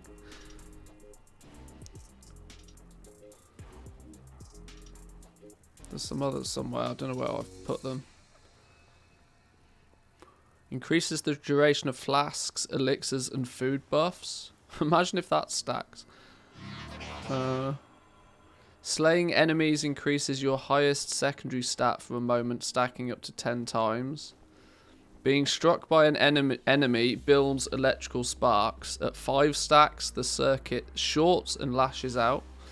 Does an AoE.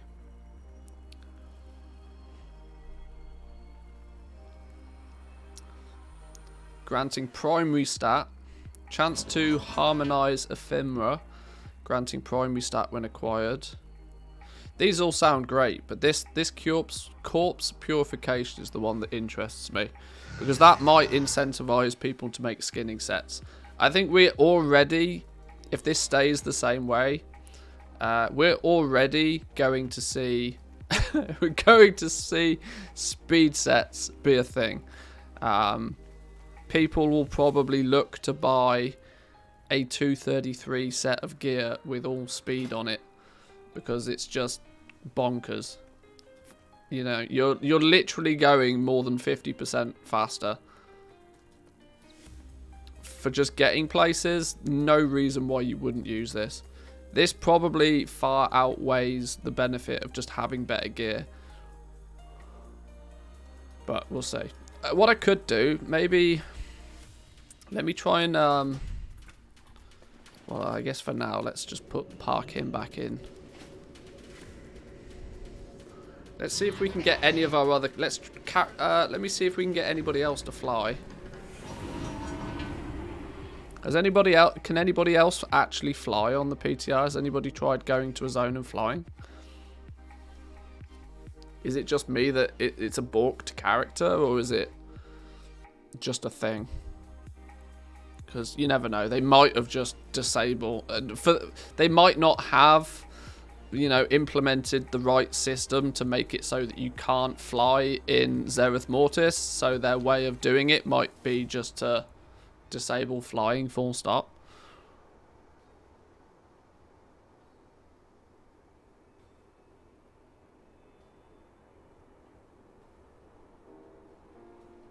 I couldn't fly in Bastion either.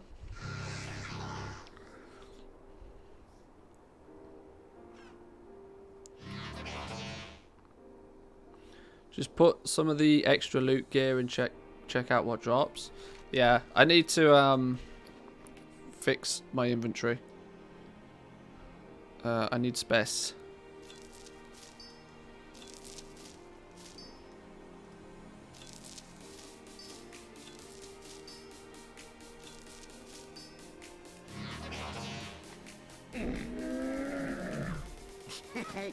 Many deals for a friend of the Grummles, like you.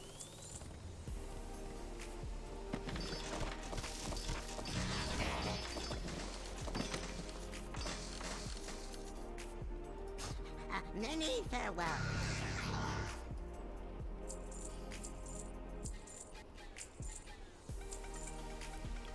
Right, can we make a set? How much materials do we have? We're running low on a few materials. Hopefully I can just go get some callous hide. Let's try and make a set then that has this corpse stuff on it. Let's go one of you with one of you.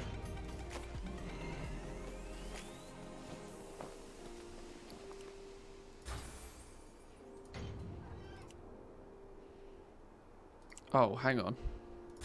Hang on. Corpse purification, Crafter's Mark 4.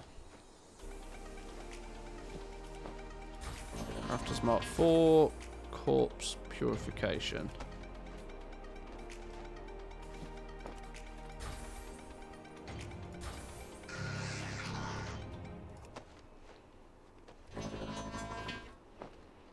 Slaying a creature has a chance to reduce their corpse into a summation of reagents.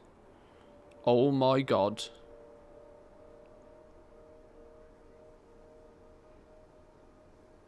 It doesn't even need to be a Skinner. Is this going to be gathering set?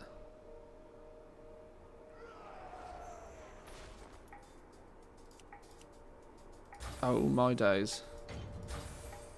And by stacking more pieces increases the chance that it happens when you kill things. 2x4 farming could go burr. That's mental.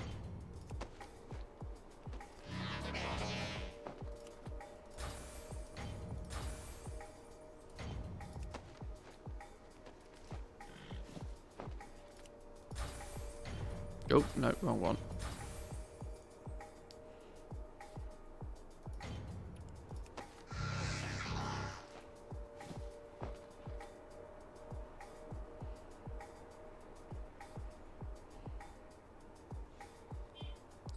Jewel crafting, we need, what did we need? We needed a big neck piece. Quick Oxane neck with one of those, and we did the neck being the big chonker one. We now need 2 rings. Deadly Sinvir ring, sure, why not? Oh, I've run out of corpse purification doodahs. I need 1 more corpse purification doodah.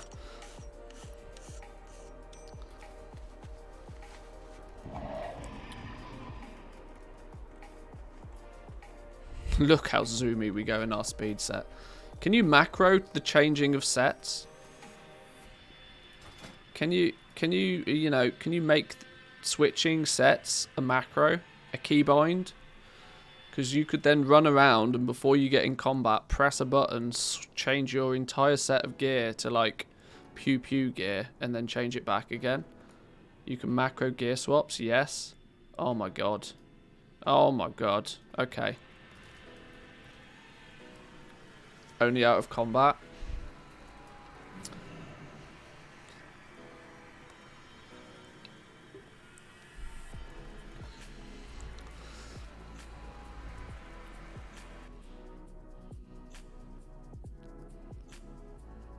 Just macro it in with mount up. That would be crazy. Every time you mount up, you just put on your speed set. You'd have to macro a dismount button to, you know, replace it, but that could be crazy.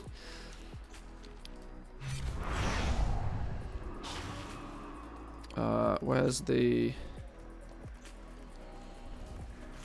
My frame rate can't even keep up on that zoomy. We are just that fast. Right, where's the... We need a bunch of these again. Just buy a bunch more of those.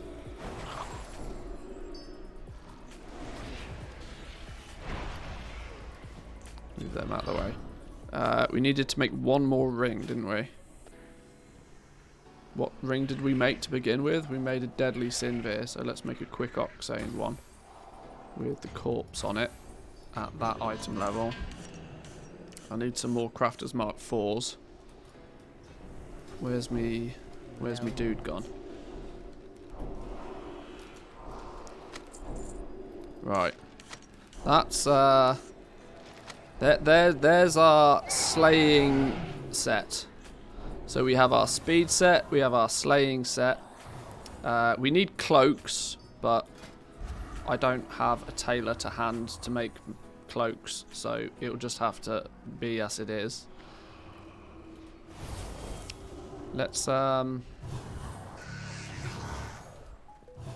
just for now put that down here. Speed set, let's put on all of this.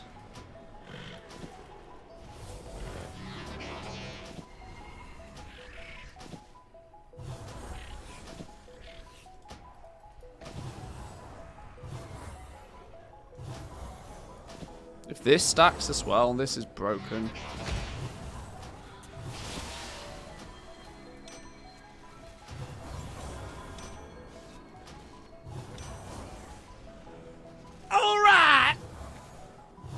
Oh, derp with a host. Go on. How we doing, boys and girls? Welcome in. We're playing around and messing about with some of the new optional reagents. Trying to do broken things with them. Let's now save our current set. New set. Corpse set. Save that one. Right, so now we should be able to switch between our corpse set and our speed set. Let's go and test that somewhere. Let's just, because it's easy, go to well, it might be broken if we do it anywhere but Zerith Mortis. So let's try and do it over there for now.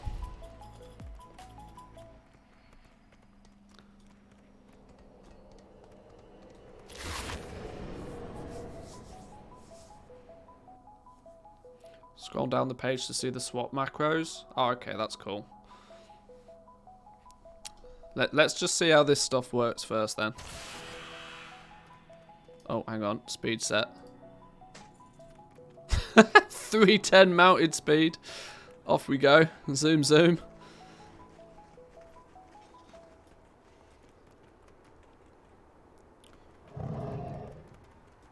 Right. Let's put our corpse set on. In fact, I'm going to put the speed set on and I'm going to put one piece of the corpse set on. Just because I want to see, you know, if it's an ability that stacks. So we've got the legs on now. So slaying a creature has a chance to reduce their corpse into a pile of reagents, apparently. Right, let's just kill things and see what it does when it does it.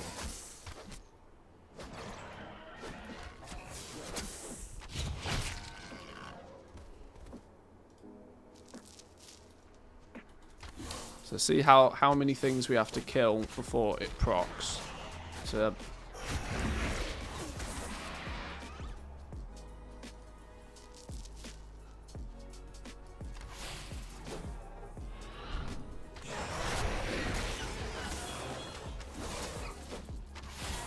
I raided the wrong channel. Sure. Thanks, my man. I appreciate it. Right, with only a single piece of this gear on, we've had to kill a bunch of things and it's still not procced, it's still not happened.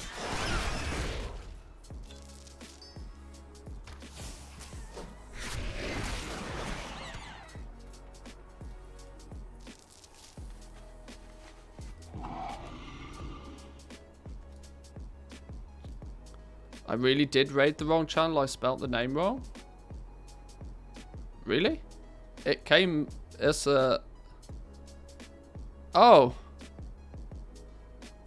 Oh, it was a host. Either way. Thought was there. Thanks, my man.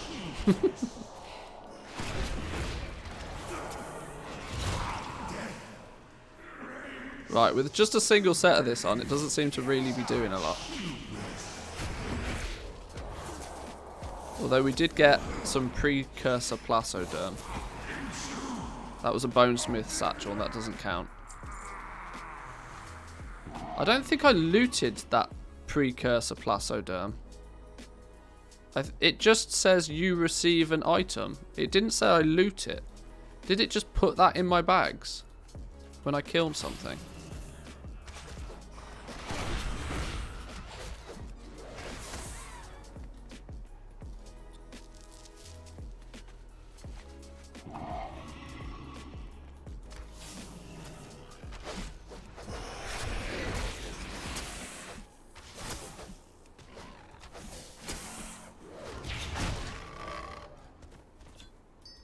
Right.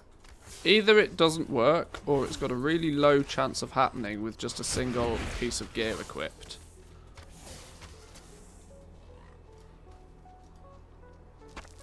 Oh! Oh, well maybe Proto Flesh should drop anyway.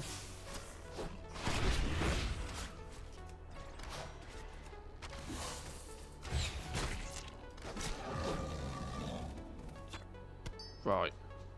Let's just put the whole goddamn set on.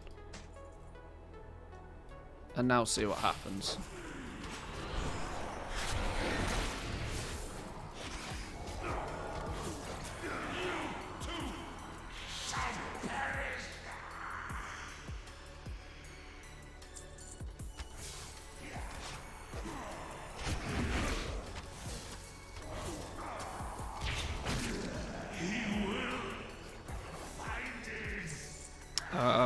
So far, nothing. I'm deliberately killing things one at a time, by the way, to try and see what happens when this effect procs. Because currently, it doesn't seem to be doing anything. Slaying creature has a chance to reduce their corpse into a summation of reagents. So far, nada.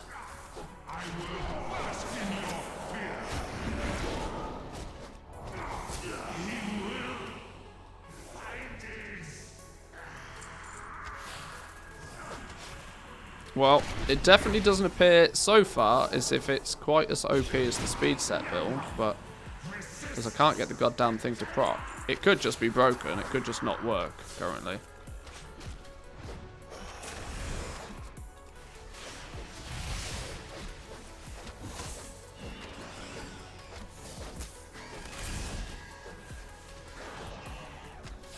Oh, now the stupid goat's evading.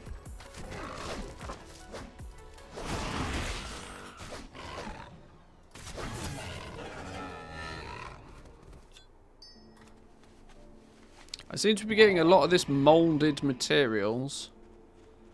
Maybe this moulded materials is placeholder for whatever it should be doing. Maybe the mechanic of it giving materials hasn't been implemented, so it's just a placeholder for now, maybe.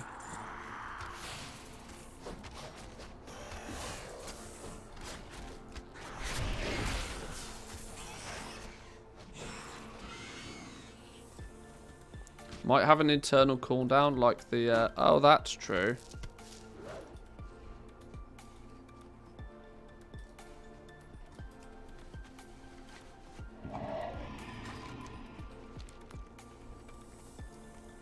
I think it's this molded materials, you know. Do we if I take off the set completely, put the speed set on, do we get these molded materials still? Are these a grey item that just drop from everything anyway?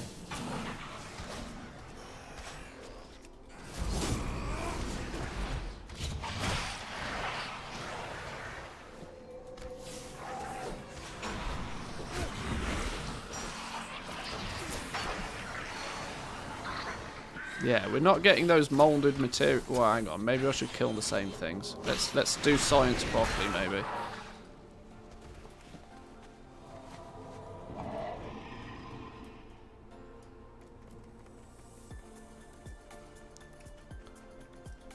Wait for those goat things and these things to spawn.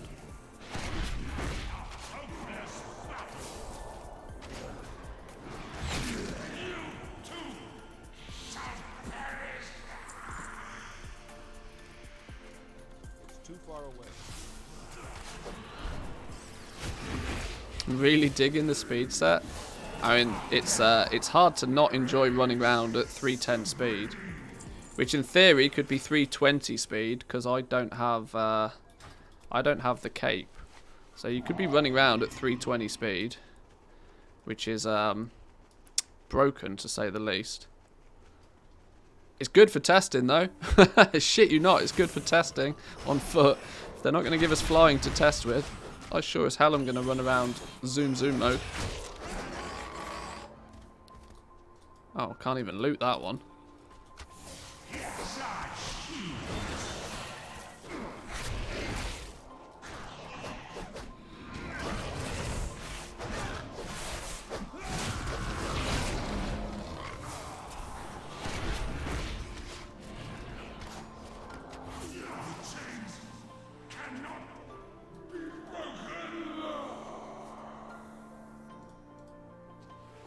So, I think, I'm quite sure in saying that it's probably the,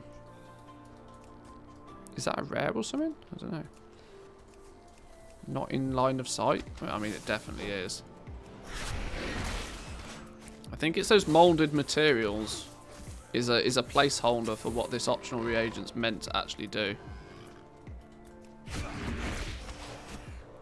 Because since I put my speed set back on, I've stopped getting those molded materials. So I'm pretty safe in saying it's just not implemented yet. Seems odd. I mean, they give us the optional reagents and then, you know.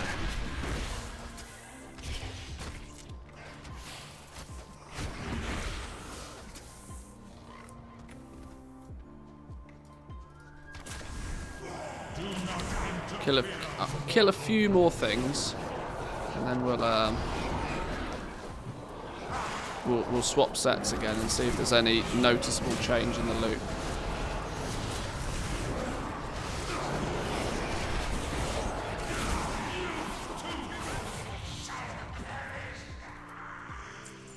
Okay, switch over to the corpse set. Now let's kill things and see if we get anything else.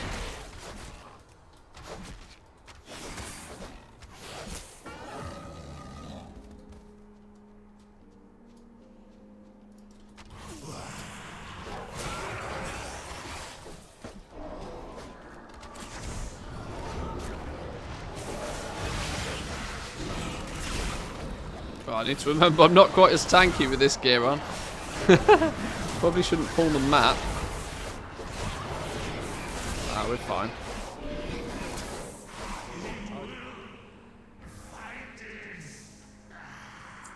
Huh. Okay. Now I really don't know.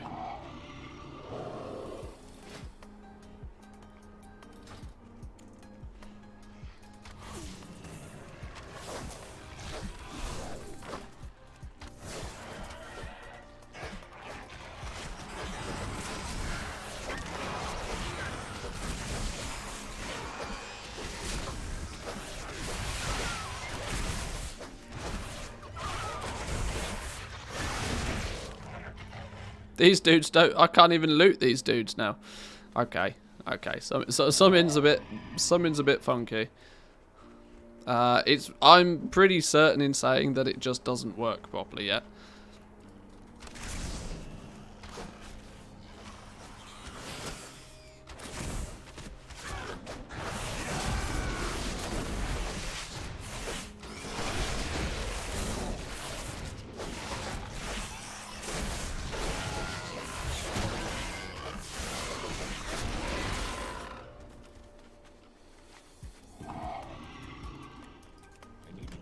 Seems odd that we can kill 3 things and not be able to loot any of them, though.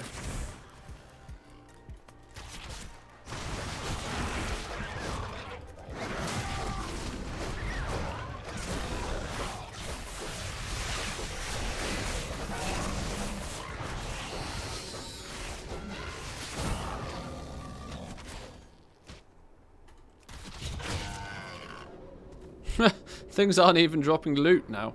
Okay, yeah, I think it's a bit bust. It's a bit bust.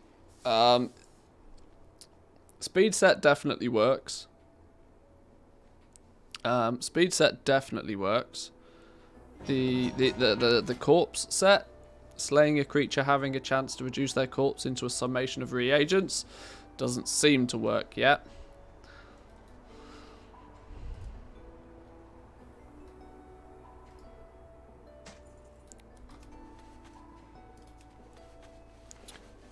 Speed set is broken OP though. Love me some speed set.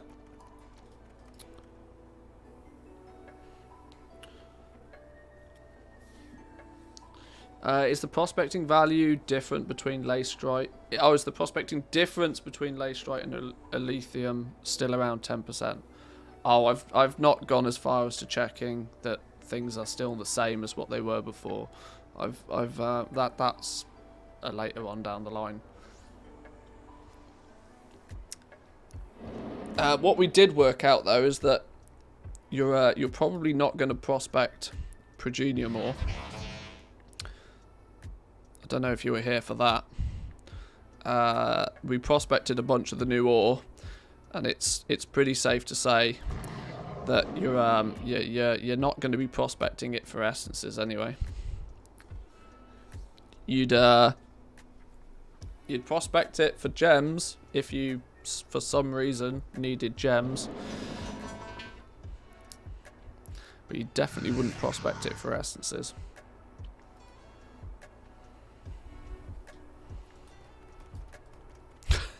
This speed set. I'm going to run past this dude and see if he notices. Zoom! I'll let you have a head start with your fancy mount. Go on, run. Go on, run. Zoom! Look how quick you catch up. Laters. Slowpoke. Okay. Simple things do amuse me. Okay. There's not a huge amount more to do with that then. We can keep this Slayer set in our bags though, for if it gets changed. Let's do an F6 on that one. What was the corpse? What was it called? Corpse purification. What were they? Now I don't know what they were called. Probably the one I've got least of. Where is it?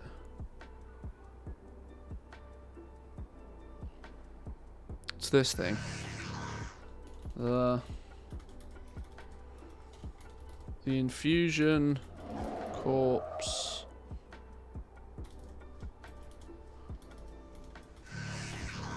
Purification optional reagent appears to do nothing.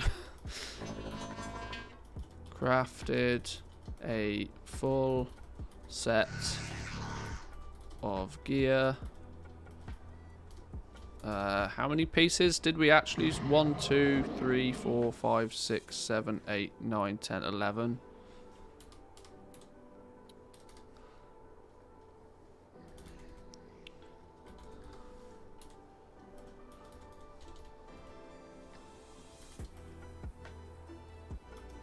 No results. The infusion corpse purification optional reagent appears to do nothing. Crafted a full set of gear and got no results. That'll do. Can't really do much more than that. Let's put it on again. Let's just go kill some more stuff. Just, you know, maybe there's an internal cooldown. Maybe we're unlucky. I don't know.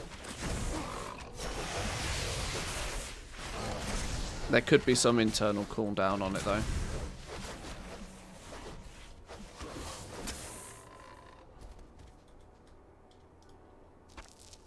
Although we got molded minerals times 7 then from killing these things. We killed 3 of these things and got 7 molded minerals.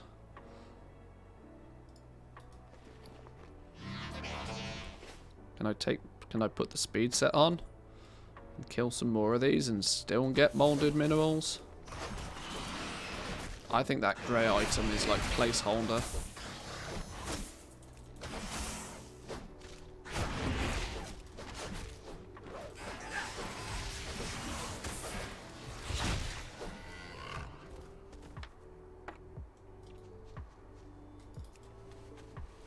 I don't know. I can't work it out. I don't know how it's meant to work.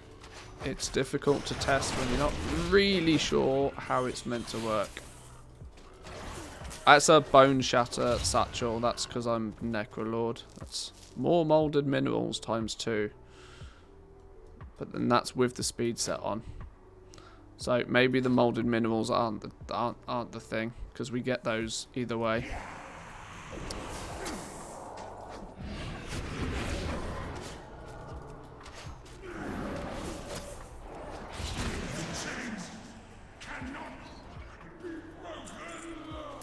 Okay, well that's a sad face that we can't get that to work.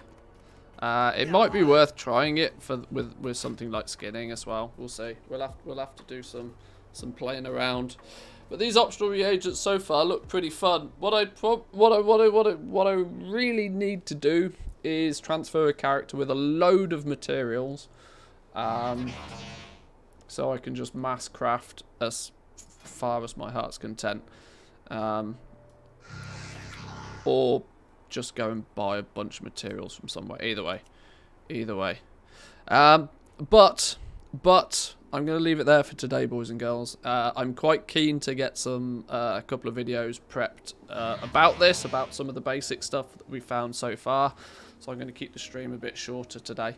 It is Friday, though. Now, normally, under normal circumstances, I'd be saying fond farewell until Monday. But considering we've just had the PTR launch, and I'm probably going to be playing WoW and testing a bunch of stuff, there's probably good reason for me to be streaming it. So, we may continue the schedule tomorrow, maybe Sunday.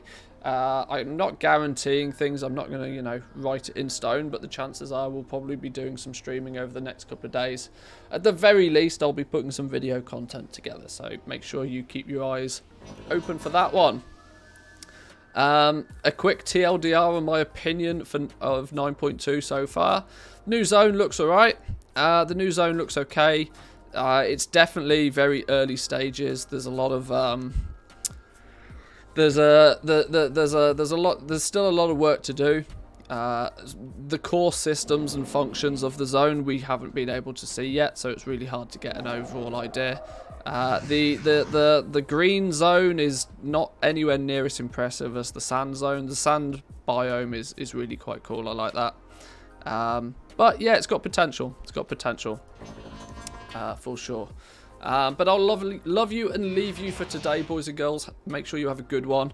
Go test the PTR yourself. It's available for everybody. Now, I know people don't want to devote their own time to the PTR, but it's worthwhile poking your nose in, having a little look about, seeing what's there. But plus Death Stars in the sky, yes, for sure. Have a good one, boys and girls. I'll catch you soon. In a bit. Peace.